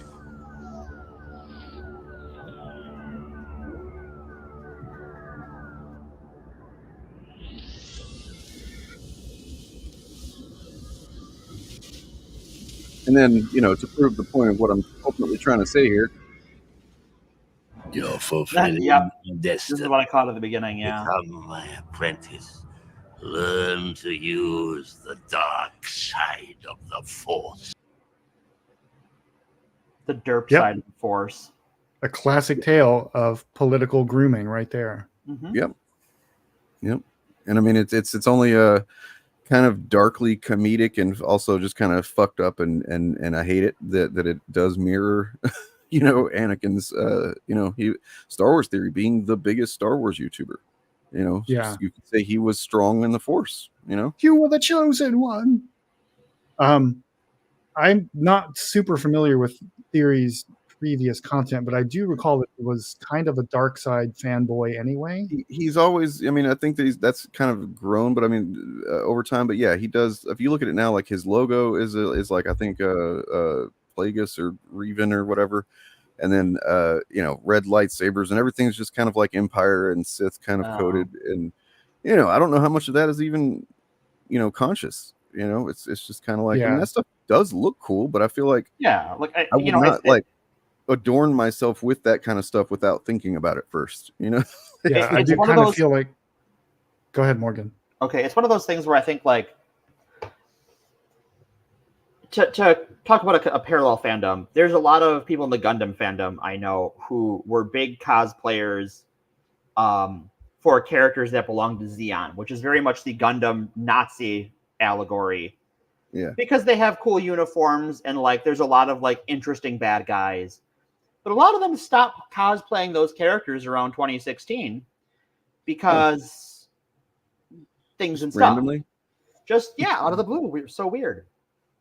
No, it's because of the rise of Nazism, and I think that like a lot of people who were in the 501st Legion have now joined the Rebel Legion or one of the Mandalorian fan group or the Jedi fan group that does costuming. Yeah. And the 501st Legion, like they're a charity that does good work, that raises money for good causes, but like there is an awareness that like some of the people who like that aesthetic like it for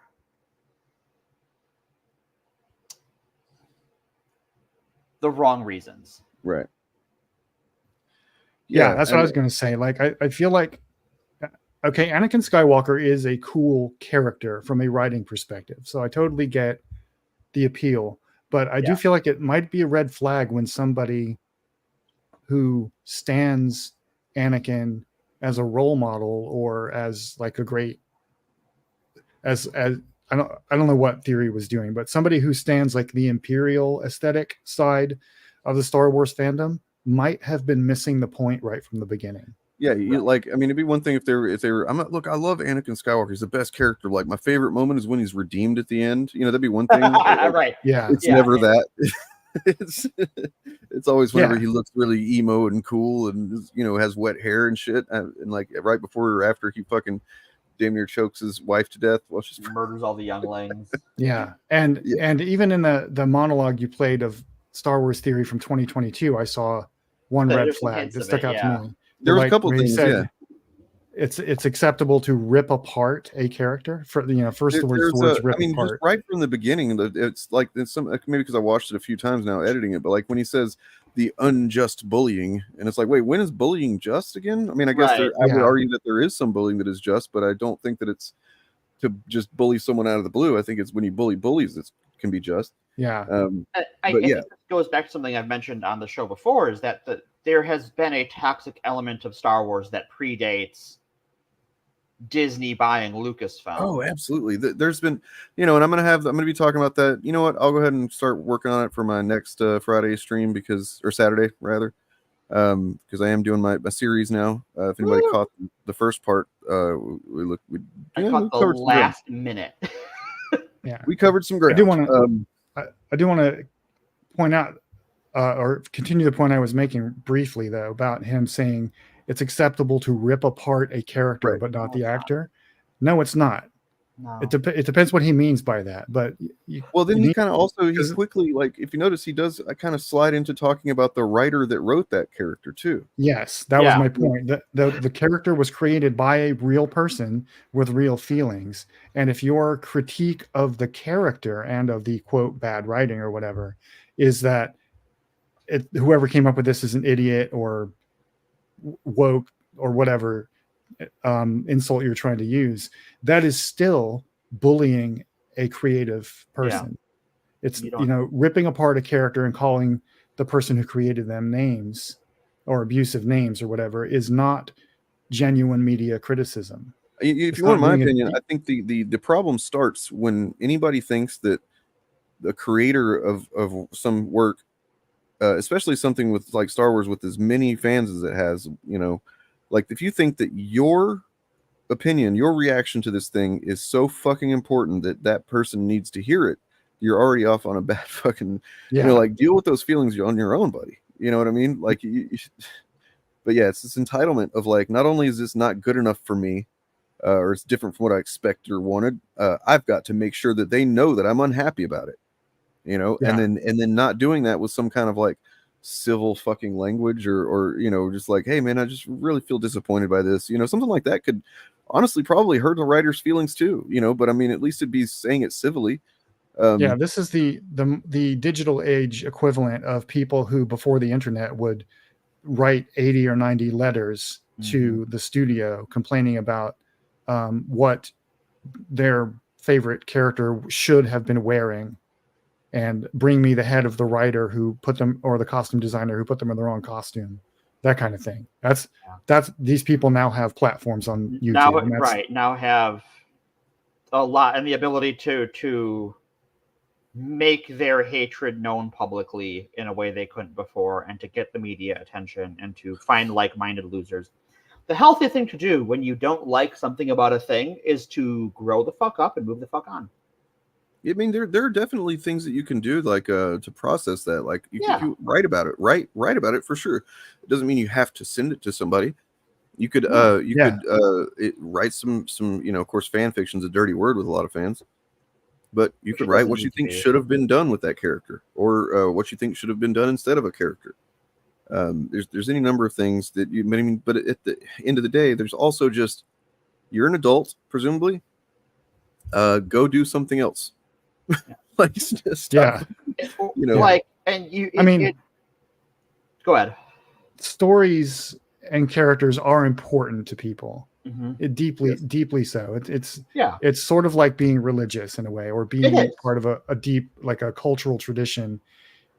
So the advice to grow up and get over it isn't necessarily the most helpful, in my opinion. But there are, like, you can express those feelings in healthier ways, like you said.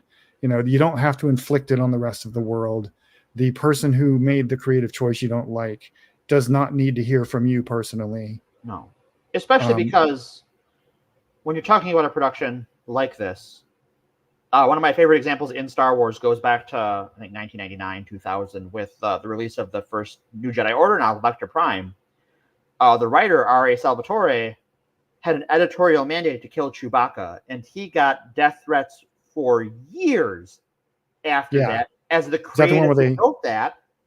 But it wasn't his decision. He was told, you have to write this. Yeah, is that the one where they dropped a moon on Chewbacca? It took a moon. my God, took hitting yeah. Chewbacca with a moon to kill Chewbacca. I'll be honest. It's a good thing I wasn't on the internet, or like when was that? 99. Yeah. 99, yeah, I think. I was pissed. I legitimately was like, "This is stupid." This is really, really insulting that they would. See, I liked it. I thought New Jedi Order went downhill from there. I just wanted to say this. We looked at this when we had the Birdman on the Shillcast, but like this type of thing, just like if you find yourself to this point, I just am begging you to just find your way back, man. Like if you can't even enjoy things that you once loved because of something that's come out now, you are very, very far off the fucking, path of a healthy person. It's one thing to not like a new thing that's part of some IP or whatever, but like it should not be possible for it to ruin a previous thing for you. It shouldn't be. If you can't logic your way out of that happening, then you're definitely kind of just reacting based off of emotion constantly.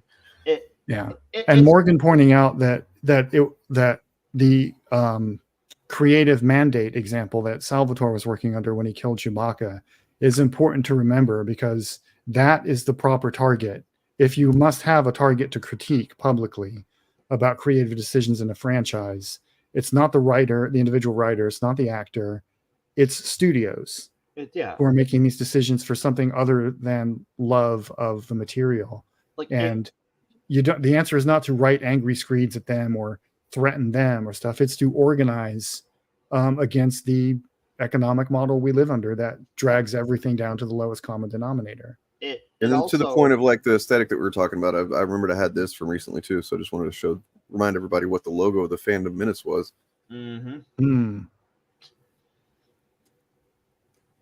Yeah.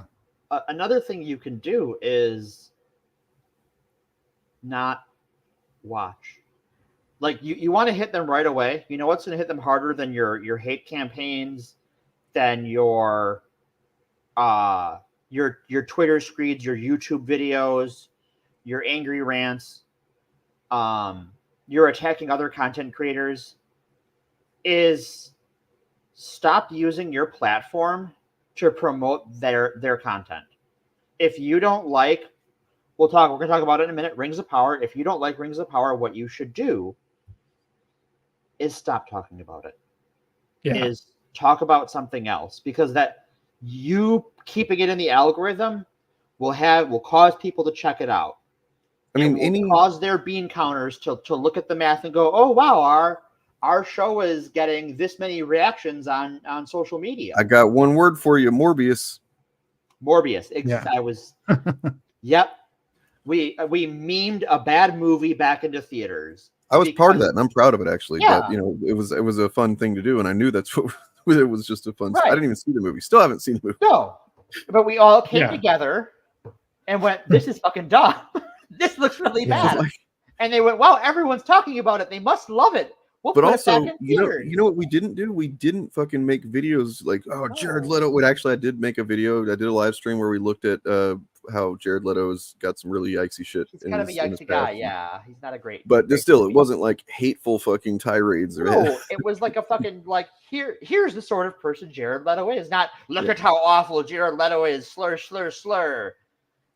He literally has a cult on an island where he brings his fans. They pay him money to go to be a cult on an island. By the way, if anyway. you would like to buy us an island and visit us like a cult, we will. You can do so at patreon.com/actualfandom. And I'll do my best at looking like Jared Leto soon. It's real soon. I'll get there. I will not. Anyway, I'm gonna actually gonna leave the stream for you guys watching. I'm gonna be off of here. Let these guys talk about Rings of Power because I didn't get a chance to watch the new episode yet. So hopefully I'll be able to do that tonight. But I don't want to be spoiled. Don't be spoiled. And I don't want to just be like, oh, I'm gonna try and pretend like I'm having part of the conversation when I really have no idea what's being said. So, yeah, you guys enjoy that. I'll be back in a little while after I get some dinner made. Eat, be merry. Cool. All right. Waiting for Dane to disappear. Damn, that's hot. So where do we want to start? I know where I want to start. I don't know. Okay, you know where you want to start, so you go first. Adar. I want to talk about my boy Adar. All right. Because he has done fucked up something fierce. Yep. He orked the fuck out of this. I'm like, there you did. You orked it, you moron. You really orked it up. He talks to Galadriel and he's got her captive and is like, all right, I want you to confirm for me that this fucker is Sauron because I want to fucking beat his skull in. Here's how I beat his skull in the first time. And so she tells him, and he's like, great, now I'm going to betray you and kill a bunch of elves. Dumb motherfucker. And she explains to him, like, no, you idiot, that's his plan, you moron. He's lured you here to kill you and take your army, you dummy. And he's like, nah, that's not true. That could never happen, says guy who should know that could happen. Yeah.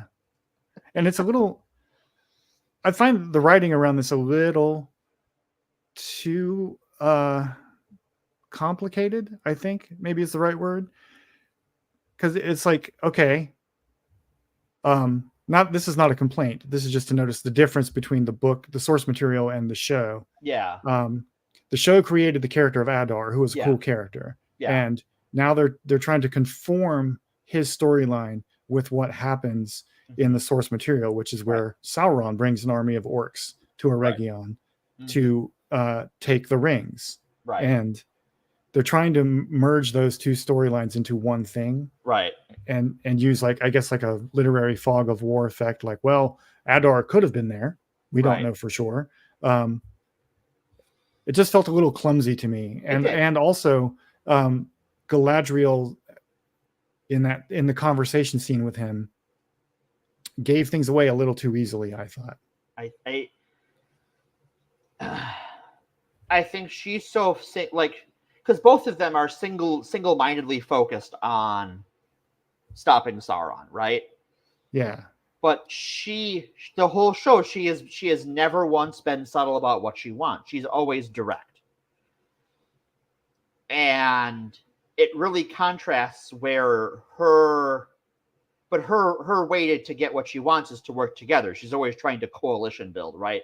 Back when she was on Numenor, when she was in the Southlands with the Numenorians and the other humans, when she went to Eregion to work with Celebrimbor to make the first set of rings, to even trying to get King Gilgalad to help her figure out what's going on with their visions. She's always tried to work together, where Adar has always been, it is all on my shoulders, it is all on me.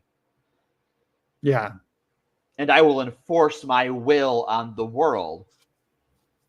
Yeah. And I think it is ham-fisted a little bit how it plays out. Yeah, that's a good word, a good phrase. Ham-fisted is the way it looks to me. Yeah. Because it's a little too. There are some points where it feels like the writers are trying to be a little too clever for their own good. Yeah, I agree. And for me, this was one of them. I still liked the scene. I liked this episode a lot. Yeah. Because I love the character interactions. I love Adar as a character. Yeah. But when that was going on, I was like, oh, I see what they're doing. They're trying to have it both ways with the lore nerds, right? Right. They're trying to tell the story of Adar, but also make it so that if thousands of years later you erase Adar from history, it will look like Sauron brought an army of orcs to Eregion, so it will conform to what we see in the source material. Right. And you still get that certain point of view where, like, Sauron told Adar as Halbrand that, like, yeah, there's a sorcerer in Eregion who might be Sauron. Let me go scout it out for you. Yeah.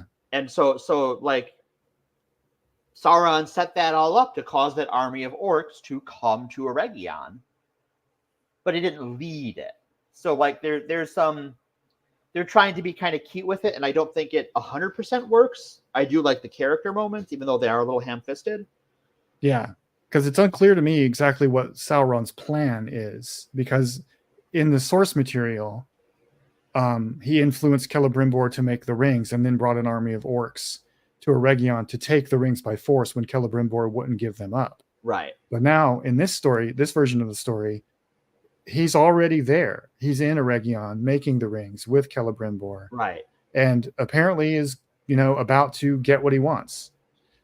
So what's the army there for? If not, maybe it's just to, like, erase Eregion from existence or something, like destroy the forge or something. Also, what it does is you really see Sauron start to use the invasion to his advantage, because it forces all of the people in Celebrimbor's life away from him, right? All of his apprentices, all of his assistants are fleeing in terror, and Sauron has used really the most amount of, like, magic we have seen in this show to just fucking whammy Celebrimbor. Yeah, that was a cool scene. That was a really cool scene. And the BTS, I watched the BTS on that. The transition from when the illusion ends and switches from day to night was all practical. Shut up. It was they show how they did it. It's really cool. That's awesome. They basically just backlit him and had the person with the reflector follow him as the camera turned. Oh. They shut down the house lights, but kept him backlit, so it looked like he was in daylight. And as they turned the camera to look at the darkened part of the room, they took the backlight away. Oh, it was a really cool shot. So cool. Yeah. Okay, I should watch the behind the scenes stuff for this, because I gotta imagine there's some clever shit. There's always when I watch it on Amazon Prime, there's always at the end of the episode, if you wait a few seconds, it takes you into the 7 to 10 minute fan interview portion of the show where Felicia Day interviews cast members, and they show you some behind the scenes footage, and that's where I saw it. They didn't even point to it and say, look at this cool thing we did. They just showed BTS footage of that happening and talked a little bit about it with the director. That's awesome. Yeah, it was cool. And I love Charlie Vickers as Sauron. This guy is so good. And rewatching season 1 through the lens of season 2 really highlights how good of an actor he is and how subtle his performance was, and how subtle the script is working in him. Because if you go back and watch season 1 knowing that he's Sauron right from the beginning, everything makes sense. Yeah. For me, the highlight of this episode, though, was what happens in Numenor. Shit is finally happening in Numenor. Mm-hmm. Elendil is finally popping off and becoming the man who's finally stepping up and becoming the man of faith and valor that will be like the future iconic king of Arnor and Gondor and so forth. So finally, because it's felt like a lot of the stuff this season that isn't directly about the creation of the rings has up until this point in the show been a little bit of a placeholder. Yeah, I would say so. And stuff is finally starting to happen. So I think they're winding up to as the story of the rings and Eregion winds down over these final 2 episodes.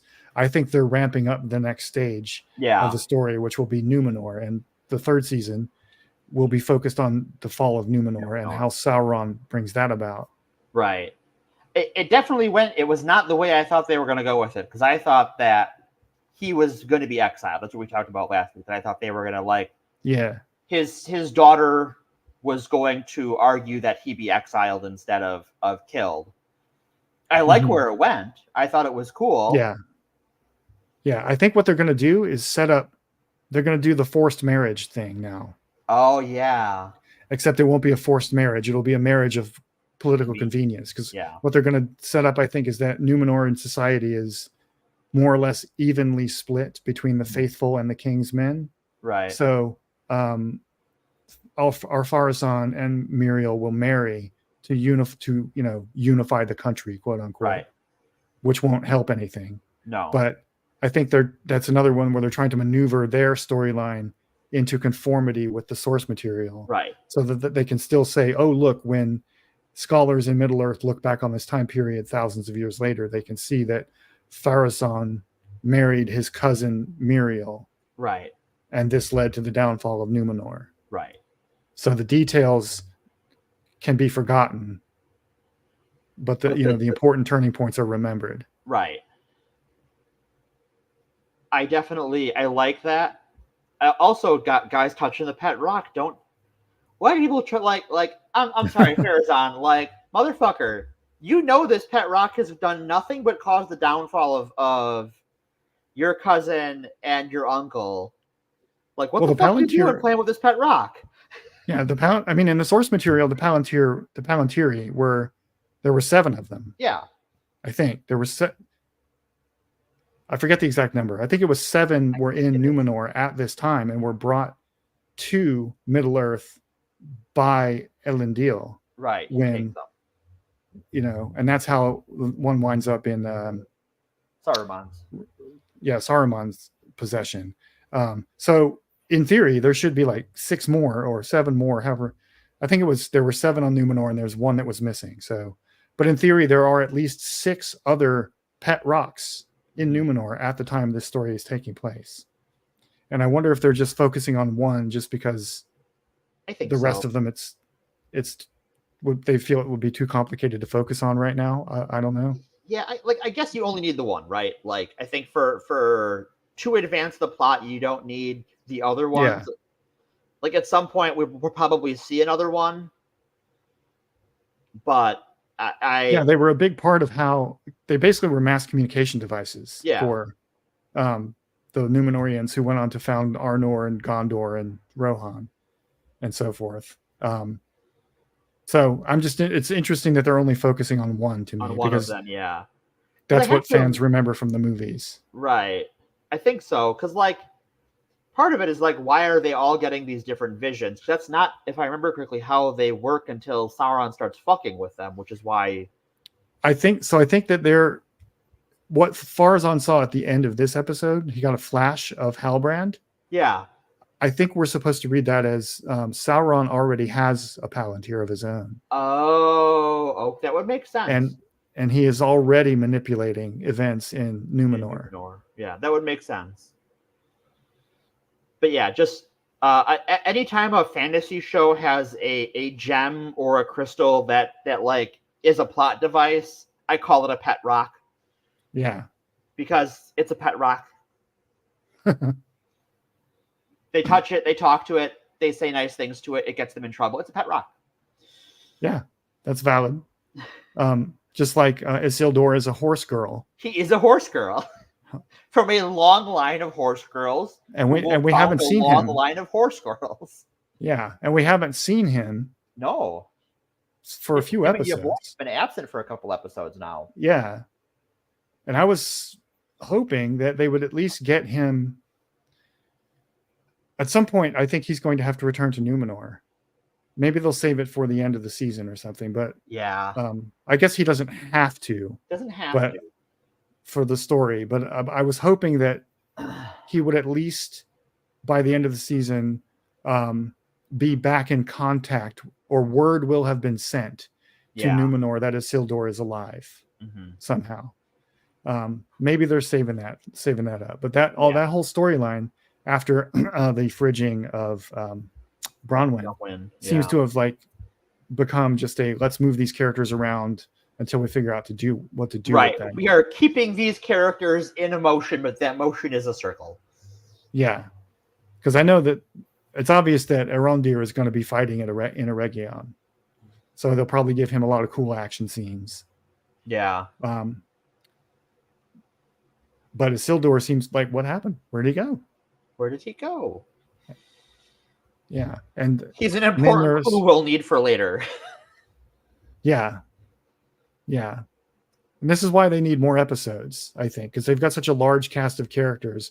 Unlike House of the Dragon, where it's a relatively small cast. Is it? At least to start with. House of the Dragon is basically a palace intrigue. Sure. That is I've tried watching season 2 and I couldn't get through it. And a lot of people apparently have this problem. But when it started, House of the Dragon was like a limited number of locations. There's a car alarm going off. Can you hear it? Every so often. Okay. If it's too intrusive, let me know. Nah, it's fine. What was I saying? House of the Dragon limited sets. Yeah. House of the Dragon was like a palace intrigue set in like several interior locations, and the stakes were just who controls the throne, and they didn't require a lot of exterior shots and a lot of special effects, so they had a smaller cast of characters to keep track of. And so if they only have 8 episodes or 10 episodes there, that can work. But Rings of Power has like 20, I think, main cast primary characters. And it can get a little unwieldy sometimes, trying to find something to do with all of them.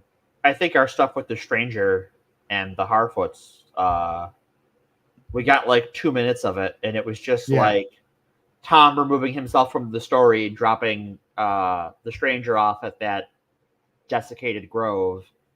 Yeah. And Nori and Nobody getting all cuddly.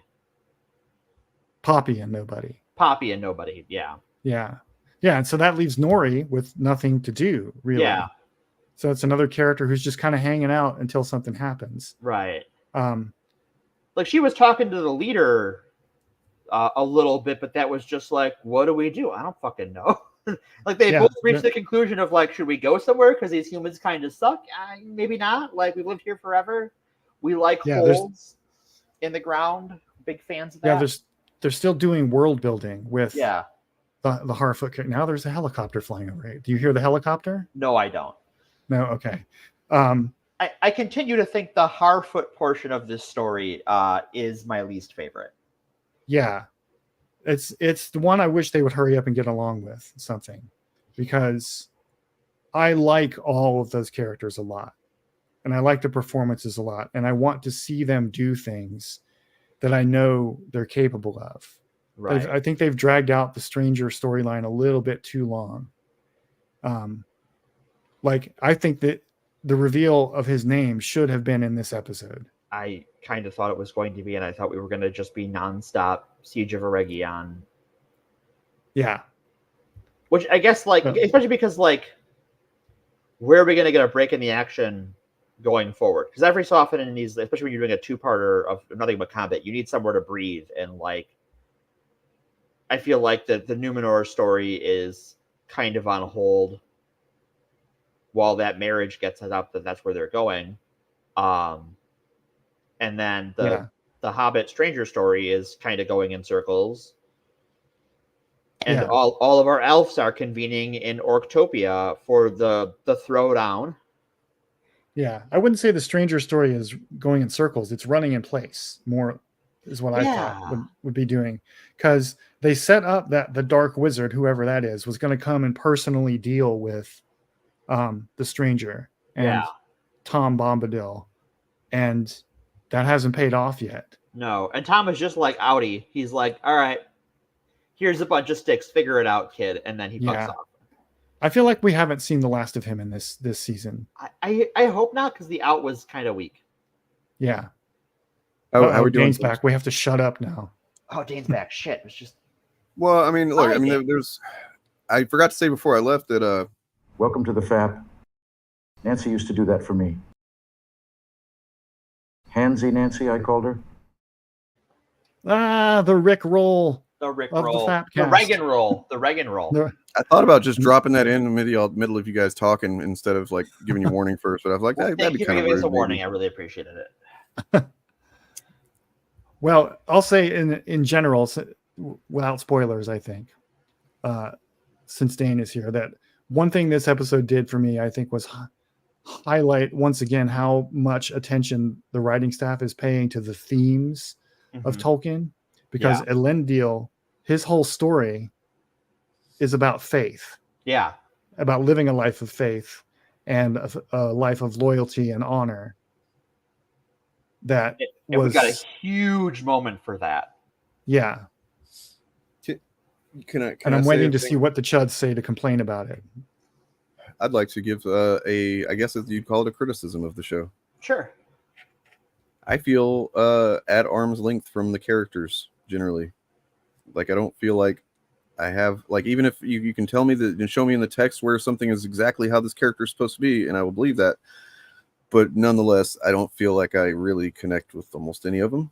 And not only that, but there's also not enough attention paid to any one character for long enough period of time, or at least frequently enough that I'm able to kind of nurture any kind of like empathy connection. Morgan and I were kind of saying that ourselves. Just talking about that, because how the size of the cast and the length of the seasons, that a lot of characters are kind of walking in circles or running in place rather than like getting their plot on and getting their development on. And like I know for me, like that characters at arm's length thing is something I have always felt with Tolkien's writing. So like that's me too. Yeah. That's like, oh great, they hit that perfectly. These characters are weird mythological beings that I can't quite empathize with. Yeah. It's like reading folklore rather than fiction. Right. Rather than literature, I should say. That's what reading Tolkien feels like to me. Because the guy is not great with dialogue. I actually started because on Audible they have the audio production, the unabridged one read by Andy Serkis for free, which is great, by the way. Yeah. It's great. I'm like a couple hours into it, and it's great. But I'm like, God, the dialogue is as bad as I remembered. But I will say that on the show, most of the characters I've really felt connected with are the ones who were made up for the show. Yeah. Yeah. And we're getting maybe that's because they're just like a little bit too afraid to do anything with the other characters, right? Like other than, or not even afraid, but just like they know they have to keep them in the boundaries to a certain degree. Yeah. Like there's that mix of they have to keep them in the boundaries and we know where they end up. I think the only character for me that has served a different role than he does in the books is Elrond. Yeah. Because we don't get like, he's just kind of an expository character in the books and doesn't really participate in the story, or even like with like Galadriel, where she chooses not to be a major participant in the story for reasons she explains in the course of Fellowship. Yeah. But like there's a big dramatic scene, you get the crux of her character where Elrond is just the leader of these elves who gets the band together and supplies them and sends them on their way. Yeah, why is he so determined right from the beginning to do that, right? Right. And now we know. And the one thing this episode did do is start to give motivations for the canon characters that you can hang a hook on to get invested with. Like Elendil is a good example. You know, now he thinks his son is dead. Valandil, his adopted son, was killed right in front of him. His daughter has betrayed him. He's starting to become a person now rather than a name who appears in a history that Tolkien wrote. And that's always been my relationship to a lot of these characters in Tolkien too, is I read about them like I'm reading about the Greek gods. Right. Or they're mythological figures in my brain, and it's hard for me to relate to them as people. Yeah, well, I will say starting to change. Elendil's like the stuff with him and I forget the other guy's name that is no longer with us after the last episode, but like that stuff was probably the closest it's come, at least this season, Yeah, for me to be like, okay, I'm feeling some feelings now. That was a really good scene. Like that, like really, really well done. The character work in that was fantastic. Yeah, Valandil was his name. Yeah. Pour one out for Valandil. Yeah, and because Isildur's he going was to one name of a my kid after him. Yeah, he was one of my favorite of the new characters. Mhm. I really had high hopes for that character. I was interested to see where he went, and I really like Adar as a character. Yeah, I really like Nori as a character, and I would like to see them start doing something important with her. Yeah, Nori doesn't get much now. Yeah, not so far this season. She hasn't gotten much. She had some good stuff. Yeah. She's had some good character moments, but in terms of like plot things, I would like to see them start doing something important with her. I like the relationships between the stranger and the Harfoots a lot.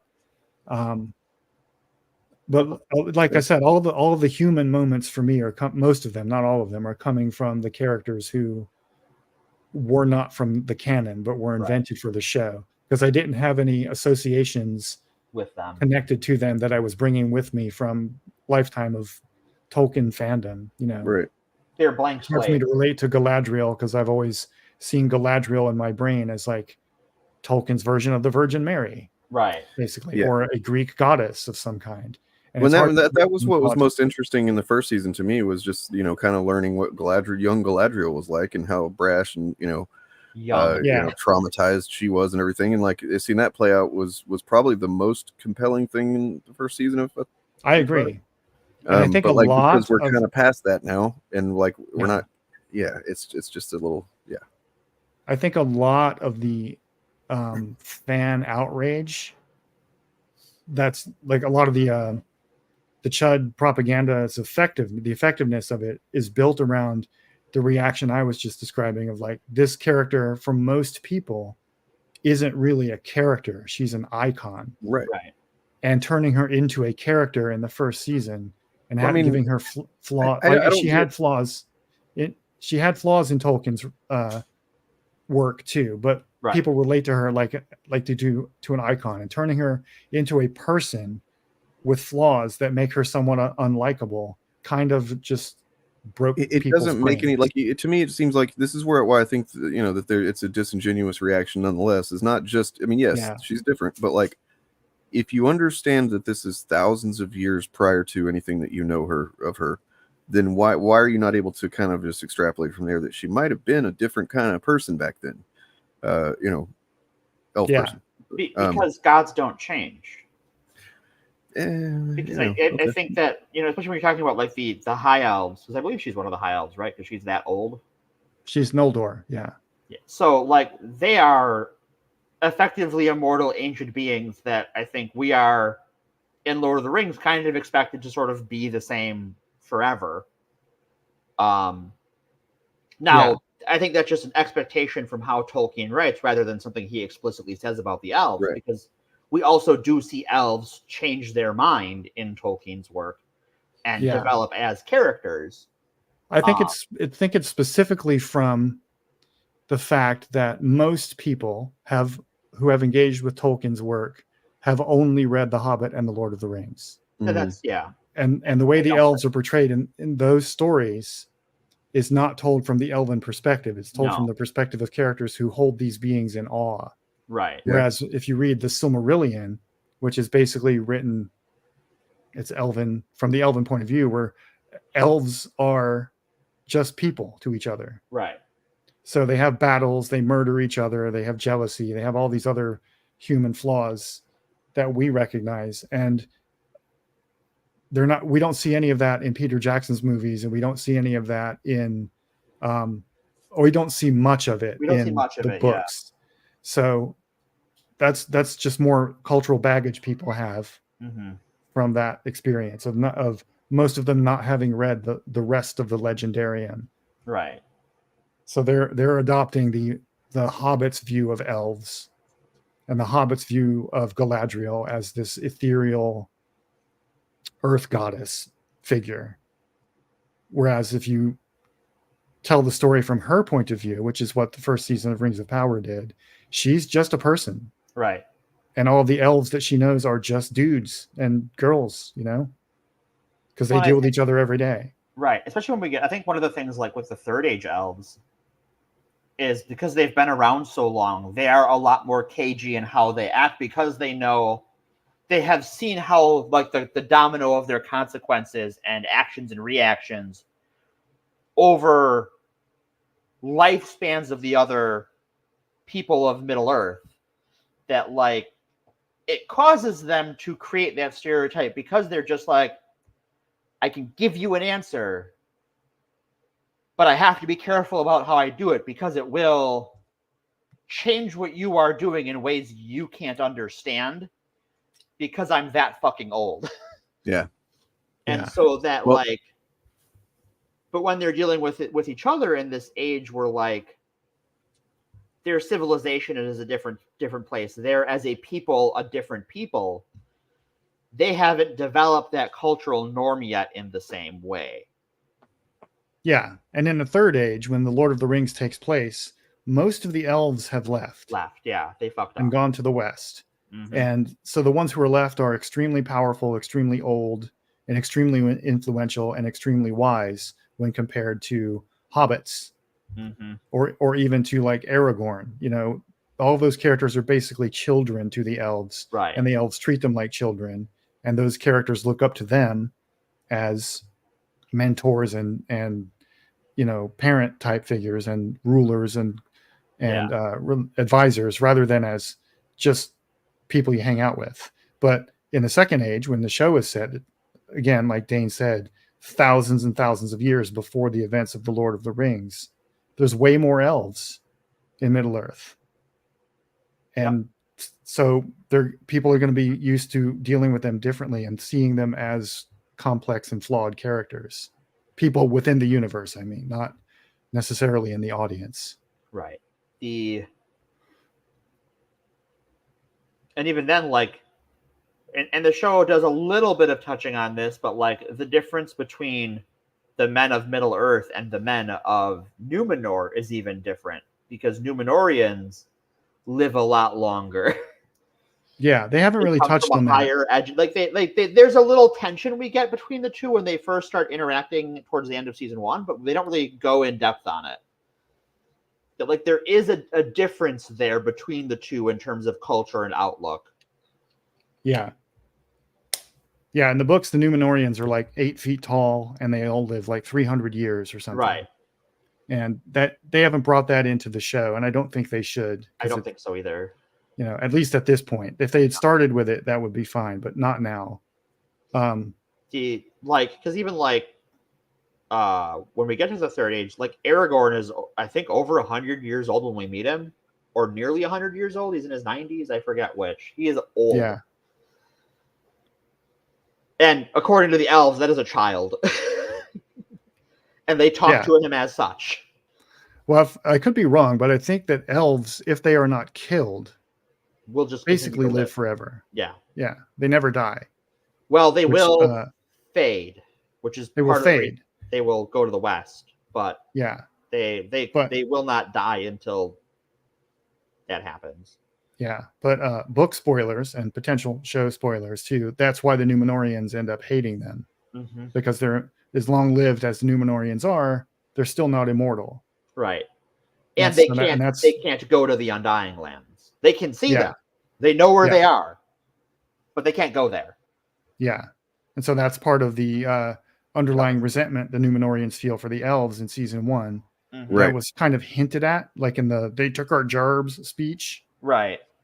But I don't think it was really explicitly it wasn't made clear, I think, to the audience that's what's going on. Yeah. Yeah, like why are they otherizing? Farazan gives a speech like, every night I can see the lighthouse and it's taunting me. Yeah. Yeah. Well, I see the lighthouse of being tired as shit. All right. Well, it's a little late. I mean, it's what, 9:30 where you guys are? Yeah. It's creeping up on midnight here, so. I've got court tomorrow, or I guess I don't know if it's technically court. I'm going to testify to a grand jury. Have fun. On behalf of the state. So I'm just one of those guys doing that kind of thing. Yeah. Good luck. Hey, it's better to be on this side of it, I guess, than on the other side of it, I suppose. Yeah. Yeah. Have you ever sat on a jury before? No, that's not what this is either. This is I know. no, this is no, I have not done that. But I've also never testified to a grand jury either. Yeah. I don't imagine it's supposed to be a whole lot of time, it's at like 2 p.m. So I guess I'm just gonna basically repeat what I said that to the police officer. Generally, I'm guessing if they're convening a grand jury, I think they might have more that they're looking into than just what you brought to me. I think so, yeah, because the thing that with the situation with me, it will probably just have amounted to a misdemeanor charge of menace. Yeah. But they don't convene a grand jury for a misdemeanor. No. So, yeah. So good luck. Yeah, something else going on. Good luck with that. Yeah. Thanks. I do have, well, look, a voice that has not typically been talked about positively on this channel in the time that's been around. Generally, not viewed this person favorably, but I happen to see a clip that I actually think it makes a lot of sense, and especially considering the podcast that this is and what it's about, it makes even more sense somehow. But Bob of the Old Ways, I know you have a new video up from Dare to Go, right? Yes, I made a couple of videos up, don't you? You've got your go ahead. Yeah, I uploaded a review of the first 4 episodes of Rings of Power Season 2, and unlike Mahler's video, it is not 9 hours long. 9 fucking hours? Oh yeah, that's what Dane told me. I saw the video and it says Rings of Power Season 2 Episodes 3 and 4. Oh, that's not even all 4 episodes? 9 hours. 9 hours. Good I Lord. like this show and I can't talk about it for 9 hours. Exactly. Yeah. And I put out a video that was a clip of our first conversation on this podcast about Rings of Power, and it's about an hour and 10 minutes long. Yeah, it's a good time. We didn't look at the comment section. We want to do that real quick? We can take a quick peek at the comment section, sure. I mean, if you have time, I mean, I do technically. I mean, I'm in charge of my own schedule here. Just had to call it at some point. Well, I mean, Morgan's. It's almost midnight where Morgan is. You and I. I'm a night shifter, so it's fine. I got some time. Okay. Well, let's head over to the Old Ways channel. Let's see. Pull this up and right here. But the comments I got on this were way more than I expected, given its 914 views. That's not bad. Yeah.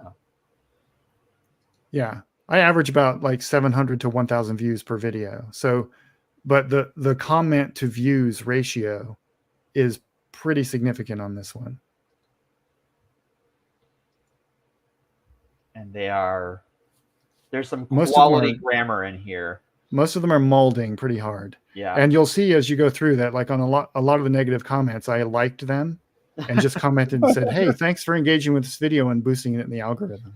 And that, for some of them, that seems to have angered them more than anything Really else. made them upset. Yeah. It's been fun reading. There's been a couple where I engaged in good faith because they seemed to be engaging in good faith. Yeah. But those conversations didn't really go anywhere. We both said our piece and we were done with it. Yeah, which I think, that is a healthy fan reaction. Hey, I didn't like this. Here's why. Oh, here's why I like that. Okay. Yeah. Like one of the points that a lot of the comments bring up is from the section where I described how we got the Rings of Power through the Tolkien estate suing for control and so forth. Right. And the point a lot of the commenters are making is, well, just because the Tolkien family, is involved in the show, that doesn't make it a good show, which wasn't what I was saying. Yeah. Right. The show is neither good nor bad just because Tolkien's relatives are involved with it. That wasn't. See, your enjoyment of the show is wrong because you haven't done the right research, Bob. I see. love that. Yes. Yeah. I may have told that person, I know the lore better than you, sit down. Because that was that's what I had under. Sorry. In that stream, that was what was under my screen name was, I know the lore better than you, sit down. So I may have said that to some of the people in this comment section too.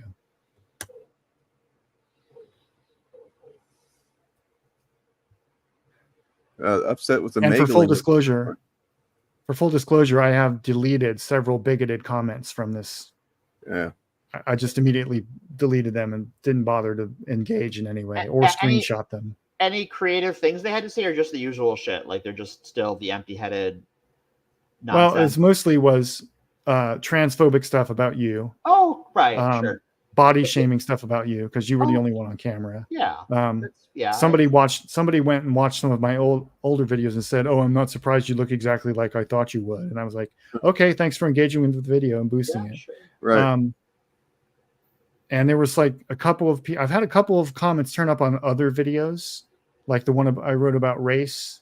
Mm-hmm. The one I did write it, but the one I made about the diversity casting in Rings of Power that got some racist comments that I eliminated as well. So most of what you see on this comment is just people molding over what appear to be talking points they've adopted from other content creators.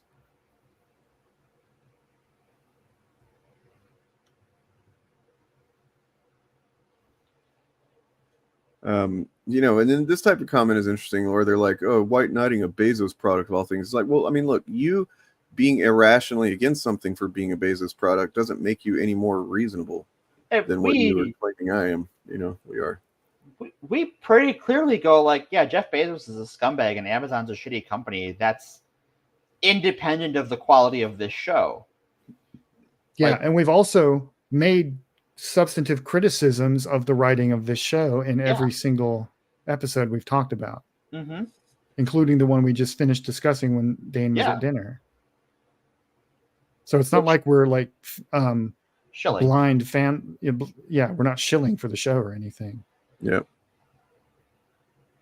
I'm thinking about I might put out my video tomorrow about maybe I'll include this. Maybe I might make it about a few different things. It was going to be about Acolyte, where I'll be like, look, I don't really fucking like Acolyte that much. It's fine. It had a couple of good, really cool moments, but like overall, I'm not sad it didn't get renewed. And then to being like, because it's just like that's the most absurd thing that like that's the reason why. Anyway, it'll be my video, nonetheless. To claim making Galadriel a girl boss has nothing to do with my. Well, I mean, no, you're claiming that it is to do that. You're making a positive claim. You need to prove that that's the reason. Right. And I still do not understand the burden of proof, for fuck's sake. That particular commenter appeared to be commenting through his feelings in real time because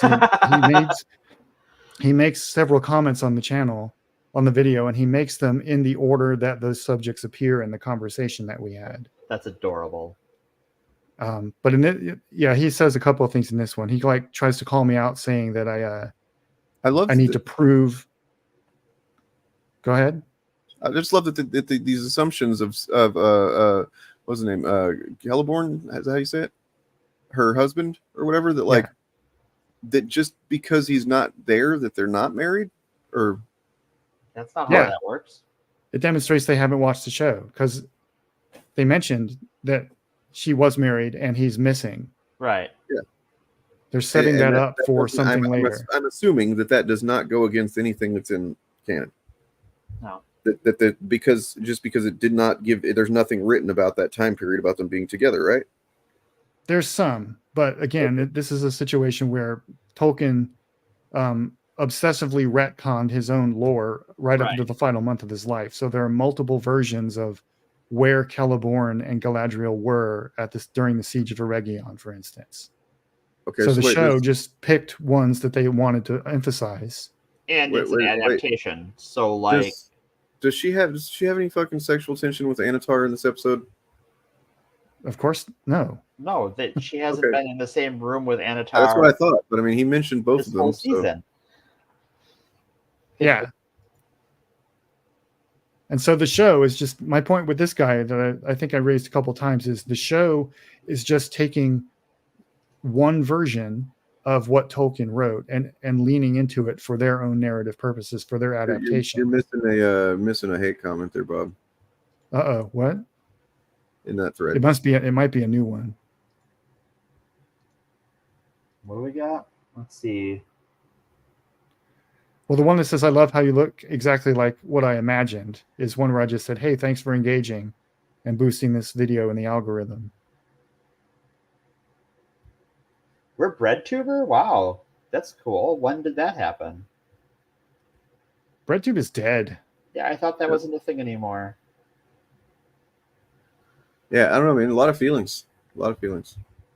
Yeah, lots of feelings. Nobody's pointing to anything specific either. Well, he did put a lot of tried. So. Oh, I missed that comment. Thanks for making an EFAP tribute video and helping to boost the, the lads in the algorithm. That's actually a little bit funny. EFAP to go after us for this, and I'm just like, how boring. I almost I saw that one, and I almost commented that no, they never will because they're scared of Dane. Right. They wouldn't want to. Yeah, they're afraid of Dane. Given how many of the commenters here appear to be EFAP fans, yeah, I wouldn't be surprised if EFAP have seen either my video or the original live stream. But because Dane is involved, they won't EFAP it or anything. They won't engage with it in any way. Well, and they some of them they'd never get anything done. It'd go on for 9 hours because they'd have to just tell the same 2 transphobic jokes over and over again. Yeah. There are 2 transphobic jokes? I thought there was only 1 transphobic joke. There's the attack helicopter, and then there's something about pronouns. I don't know. Statistics, something. Oh yeah, yeah. That's not really a joke. That's wishful thinking on their part. Right. At the same time, though, if it was objective, why do we disagree? And if it's objective, why are the people claiming it's objectively bad making objectively wrong statements about what happens in the war? Right. Why do they have to make things up? If it was objectively bad, you wouldn't need to tell anyone it's objectively bad. We'd all just be singing a song about how objectively bad it is. Yeah. But that's a thing I notice a lot. I'm sure you all have noticed it too. Like when these folks show up in your comment section to tell you how the thing you like is objectively bad, and then they make a claim for why it's objectively bad, or they are objectively wrong about someone in here that was like, well, it's your opinion, of course, but I mean, you're wrong or whatever. Like that's not how opinions work. But a lot of the times when they try to back up their claim that it's objectively bad, they will say something about the plot elements or the characters or the dialogue that is objectively wrong, demonstrating that they have not engaged with the content in any way. Actually, they haven't watched the show or read the book or whatever. Yeah, it doesn't matter. Look, Mahler and EFAP, as I've said before, Callum and fucking what's the name of the other guy? Fucking their names are irrelevant. They are they are fascist adjacent tools that even if they don't say things specifically that are fascist, like their fucking close friends that they co-stream with a lot do, they are definitely facilitating fascist talking points and fascist agendas, fascist goals, which isn't even, I can actually prove that now. That's kind of interesting. I've never been able to prove that before. It's always just been like, no, these are fascist things they're saying kind of thing. It's like, well, you can't really prove that very easily. But now that Gary has been so openly friendly with several people that have tried to undermine or overthrow democracy, they're fascists, man. And EFAP, what they say doesn't matter. And trying to claim that fucking opinions on movies and shows and stuff is in any way objective is literally a function of fascism. They need that to be true in order for culture to move along, with fascist goals. Because if everything they have to eliminate, they have to eliminate degeneracy, and and there can't be degeneracy if everything is subjective. Exactly. Because what's degenerate would just be a matter of opinion. So they have to say it's objectively true and that their opinions are objectively valid, because when the time comes, I doubt Mahler or Rags would do this, but the people there whose boots they're licking would identify something as objectively degenerate and then eliminate it. They want it to be that, I think, Chariot, because they don't actually have any talent to do these things themselves, but they do appreciate it. They do have an appreciation, but from that appreciation, instead of being able to learn how to do it, they're either too lazy or too stupid to, or just don't have any fucking talent whatsoever to be able to do it themselves. So they, like you're saying, they reduce it down to like some type of fucking formula that they can't just write that formula out and tell everybody what the formula is. Of course, they have to kind of keep it locked in their mind, like Joseph Smith and the fucking golden plates or whatever, because it doesn't really exist, and they can make it mean whatever they want it to mean. It's a fucking yeah. Anyway, I think it's a little. Go ahead. I was going to say it's a little sad to me because for at least for a lot of the big names, I can see things in their hints in their content that they do have some form of talent that they could lean into and do something more positive, and they don't. I think a lot of them are effective communicators, but maybe not talents, but there are qualities about them, like they're on camera persona or their delivery, their ability to speak extemporaneously, things like this that they could. Oh, you're talking put about to outside better of uses. just EFAP because. Yeah, outside of not EFAP. Nobody. I don't think that's true of anyone in EFAP. But no, Gary, it makes sense to me, like just from a charisma kind of like personality type of standpoint, that Gary, he seems to be very likable if you are someone that's willing to overlook or be cool with his politics. I get the appeal. I understand the appeal of Nerdrotic and Critical Drinker from a purely entertainment perspective. I get what they're doing, and I understand why people find that entertaining, and they're as far as they go, they're pretty good at what they do. But they could do so much better and more positive things with the gifts that they have, and they don't do it. Their talent as communicators is offset by their fear of being seen as incorrect, and so to cover up for that, they have to cater to an audience that will believe what they sell if they tell if they tell the audience what that audience wants to hear, rather than what they actually think. I think they lack ethics. Yeah, well, they lack self-esteem. Like they're fundamentally fragile people who have to be told they're right, even if to be told they're right, they have to lie. It's this feeling of like, I mean, I'm sure most people have had an experience where you've seen a movie or something that you really liked, and then suddenly you realize a lot of people don't like that movie, and there's a kind of this feeling that arises where you're like, oh, really? Oh man, kind of like almost like a man, they're gonna think I don't like good or I like bad movies or something. It's like it's social kind of shaming type of thing. And they, instead of just like dealing with that and like accepting that like different people can like different things, and that's fucking okay. That's not a judgment on you as a human being or anything about you. Instead of doing that, they just go, well, no, it's subjective. Why they fall into this fear of degeneracy, and this is the reason that I'm happy to leave the camera on now. It is that the people they see as degenerate are people who are comfortable living publicly as themselves in ways they're too afraid to do. Yeah.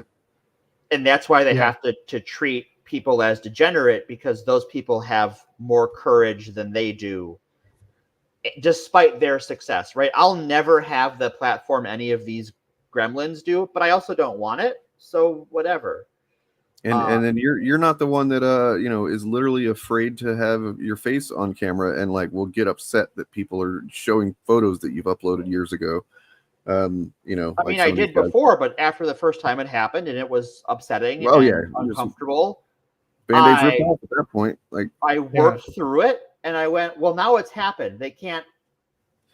What are they going to do now? That's all they have, right? I mean, the only reason I'm not on camera right now is because my camera sucks and it doesn't work with the equipment that I have very well. And so I I'm just not don't use just it. because some nights I tell my girlfriend I'm not going to be on camera, so she doesn't have to worry about like coming in and taking a bath and naked, stuff like that. Fine. Yeah, I mean, pretty much. But yeah, like it's it really is just they see someone like that's willing to, like Morgan, for example. They see Morgan as somebody that they'll say they'll use cringe as, not just for Morgan in particular, but like for somebody just expressing themselves freely, because they feel so vulnerable and so closed up. They fucking just like are guarding themselves all the time, that like filtering everything that they're going to say and think through some kind of filter that's like I don't want to be seen as this or that or whatever. And it's like, that's going to happen. Well, get over it. But like they can't fucking understand that somebody living as themselves, being freely expressing themselves in whatever way, they can't see it as anything except like, oh, that person must not be aware of something or whatever. They I don't know. I'm just trying to imagine. What I do is I try to imagine how I used to think about things years ago when I was a much more insecure person, and I like try and extrapolate from there. But like we've seen this with the lieutenant governor of North Carolina this week, where like he's a black guy, he's an admitted neo-Nazi, and it came out that he is a big consumer of trans porn. Yes. And he's an anti-trans crusader, and it's just like every fucking time you are ashamed of what you're attracted to, and you call it degeneracy because you are uncomfortable. Yep. And you're looking for an excuse to pretend that a wrong has been done to you, rather than that just being something you're attracted to. Because honestly, dude, I don't care about your porn habits. I don't fucking care. I care about how you govern as lieutenant governor of a state. But he does. He cannot process. He can't handle it. Between the time that he decides, oh, I'm going to look at some porn, and then he finishes, he doesn't think about it. Like, he just stuffs those fucking feelings, shame and stuff. Right. And he's pro, as BBC points out, he is a pro-slavery. Oh, cool. But he's a black guy, so he thinks he would own slaves, and I'm like, I got some bad news for you, the ultimate pick me, I guess. Yeah. But it's that level of internalized shame has to become externalized aggression, because you can't just accept your weaknesses and flaws. And it's hard. It fucking sucks. Say this. But do it. It's good for you. It is. Yes, exactly. It's fucking hard. It's the hardest thing that you really, especially if you spend a lot of years not doing that, to then decide to do it and commit to it is the hardest thing that I've ever done. Yeah. And like, it's also honestly just the most worthwhile thing I've ever done. Yeah. And that life has immeasurably improved in virtually every way. It turns out life's a lot easier when you're comfortable with yourself, and you undergrow, and you know how you are and why you are, and you're not afraid of it. And it's been such a big deal for me that it's been a big part of what drives me on my channel to make content, because I want other people to do it too. I want other people that haven't been able to do that to have somebody to go, yeah, you can do this. Because listen, I was a fucking insecure, just messed up, little shit that didn't think I was capable of being anything more than that, but I was. So yeah, the biggest obstacle, sort of like a personality disorder, are capable of it. So. The biggest obstacle for me making content on YouTube was that I felt like I wasn't good enough at it to start. Yeah, and I wasn't, but I decided to do it. You're going to get better as you go along. And if you're somebody watching this, matter is if it's good enough by your own standards. Yes. And I wasn't when I started, so I committed to getting better. I didn't know how to edit. I didn't know how to make a graphic. I didn't know how to do shit except for record audio. I'm still learning as I go. I don't, and if anyone watching this has wanted to do what Dane does and what I'm doing now and what others are doing, but has not done it out of fear of not being good enough at it, I would just encourage you to start doing it anyway. No. Everyone has a computer with a camera on it and a microphone. Go to any content creator and look at the very first things they made. It all sucks. Yeah. But they got better, and you'll get better and get more confident as you go along. And I would say the same thing to the Chuds. You have skills and talents that you've obviously leveraged into some kind of success. You can do better, and you deserve better. You don't have to be an angry little gremlin all the time about everything. No. You can. You've got a platform. You can make the world a better place. And some of you actually appear to have at least a smidgen of enough talent to make a difference. So please do that instead of harassing small content creators who have a different opinion about something. What you love. And like, if you're a Star Wars theory, right? If like you have made your whole life about Star Wars and you don't like what's being put out right now, like there's so much fucking Star Wars. Like hell, fucking Old Republic is a 10-year-old game at this point, and they're still putting out new content. Like, go live stream that. Go, hey, we're gonna check out. Here's what BioWare is doing with Star Wars right now. Mhm. And you can see some new Star Wars content that you or your people that watch your channel have never seen before. You know, a lot of people haven't read all the books. You can go and review and talk about synopses for all of these old books. There's so much Star Wars to cover. That, especially like, the books that are out of print now and can't be found anywhere. Yeah. There's a lot of those. And also, like, one of the things that Lucas Licensing has done is they've reprinted a lot of, they've gone back in some of the books that were out of print, especially some of the old Bantam ones. They've gone back and done new printings of them and new audiobooks of them. And I would recommend checking those out because I fucking love those old Star Wars stories. And I like them a lot more than a lot of the new Disney novels. And they're great. Go back and read them. Talk about Star Wars that you love. Don't fucking hyper fixate on that you don't like the Acolyte. So the fuck what? There's so much to love. We need to go here, but I did want to point out that Chariot sent me this link to this Domo channel that I guess they are critiquing a Mahler critique of Dead Souls 2, which I don't know anything about that stuff, but like apparently at 1503, Mahler literally fights an NPC and thinks it's another player. If that isn't proof that he's talking out of his ass, I don't know what is. You know, like this just couldn't be more opposite from the comments you're getting right now, Bob. So I mean, like you're seeing, you know, people that are literally saying the same stuff that we are criticizing for. Yeah. What is Domo? Domo 3000. Apparently. I don't know what that is. I don't either. Okay. Oh, it's the content creator's name. Yeah. Yes. Okay. Domo arigato, Mr. Roboto. But I'll drop that link if anybody wants to go check that out after this. Nah, because that would involve watching something with any of these clowns, and frankly, my time is too precious and valuable for that. They are beneath. Well, I mean, this is somebody critiquing him playing it, so yeah, but that's even, you know. Fair enough. All right, you guys are lovely people. Likewise. Likewise, yes. Yeah. By the way, Uncle Gumbald, happy to have you here. Did you come here via the Birdman or what? Either way, welcome. Welcome. I know that you're new. Welcome. The Glad to have uncle's you. been participating in chat. They seem to know Chariot, or they've interacted with Chariot before. So, Right. Yeah. If you have friends, bring some friends. If you don't have friends, that's okay. You'll make some. We'll be your you'll friends. make some friends. And with that in mind, here's this freaking guy saying some things that.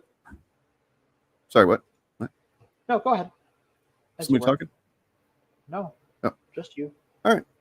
And Bob of the Old Ways, his channel is linked below. He's got a couple of videos up on Rings of Power and stuff, so go check them out. And peace.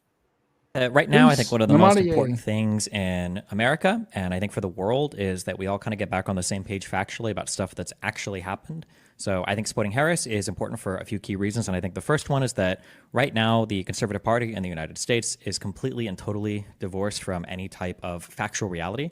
I think that the Democrats, whether you agree or disagree with their policies, are at least more in the real world than the Republicans are. If you want, you can look through the Dominion lawsuit against Fox News, where Fox News literally says over and over again, we're going to lie about the Dominion machines. They do lie about the Dominion machines. The reason why they do that is to keep up with the other false conservative media that's lying about the Dominion machines. And you can see this over and over and over again, whether it's all of the allegations of voter fraud, where Sidney Powell and Giuliani have said that they lied about it. Rudy Giuliani is conceding that he made false statements about Georgia election workers. That's right. In a court filing, he does not dispute falsely claiming two of those workers committed ballot fraud during the 2020 presidential election.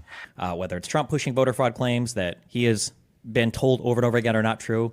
That conservatives are no longer based in reality is a huge threat to really the world, because it makes it so we can't live in the same reality, so we can't even discuss policies, and instead we're wasting all of our time debating conspiracies. You compare Donald Trump's, saying we're going to do something about China to Biden passing the CHIPS Act because he was able to actually be an effective leader and get Congress to legislate an actual bill. Or if you look at how the Democrats tried to tackle the border problem, where they had a bill and Trump shot it down because he wants to keep the border open for election season. I think it's clear that the Democrats win when it comes to actual policy. And I think Donald Trump as an individual is an abhorrent, amoral, un-American, unpatriotic, treasonous person who tried to weaponize the DOJ. He tried to create fake slates of electors in order to overturn the electoral vote. He basically chair-led violence on January 6th to try to pressure legislators to not certify the vote. And he tried to subvert the peaceful transfer of power, only leaving when, at multiple stops, there were other people inside of the administration that basically stopped his attempt to, take over power in the United States to prevent the actual outcome of the last election from coming to fruition. So I think that Harris is a very, very easy choice over Trump, basically no matter which way you look at it. But yeah, that's my argument. They're eating the dogs. They're eating the dogs.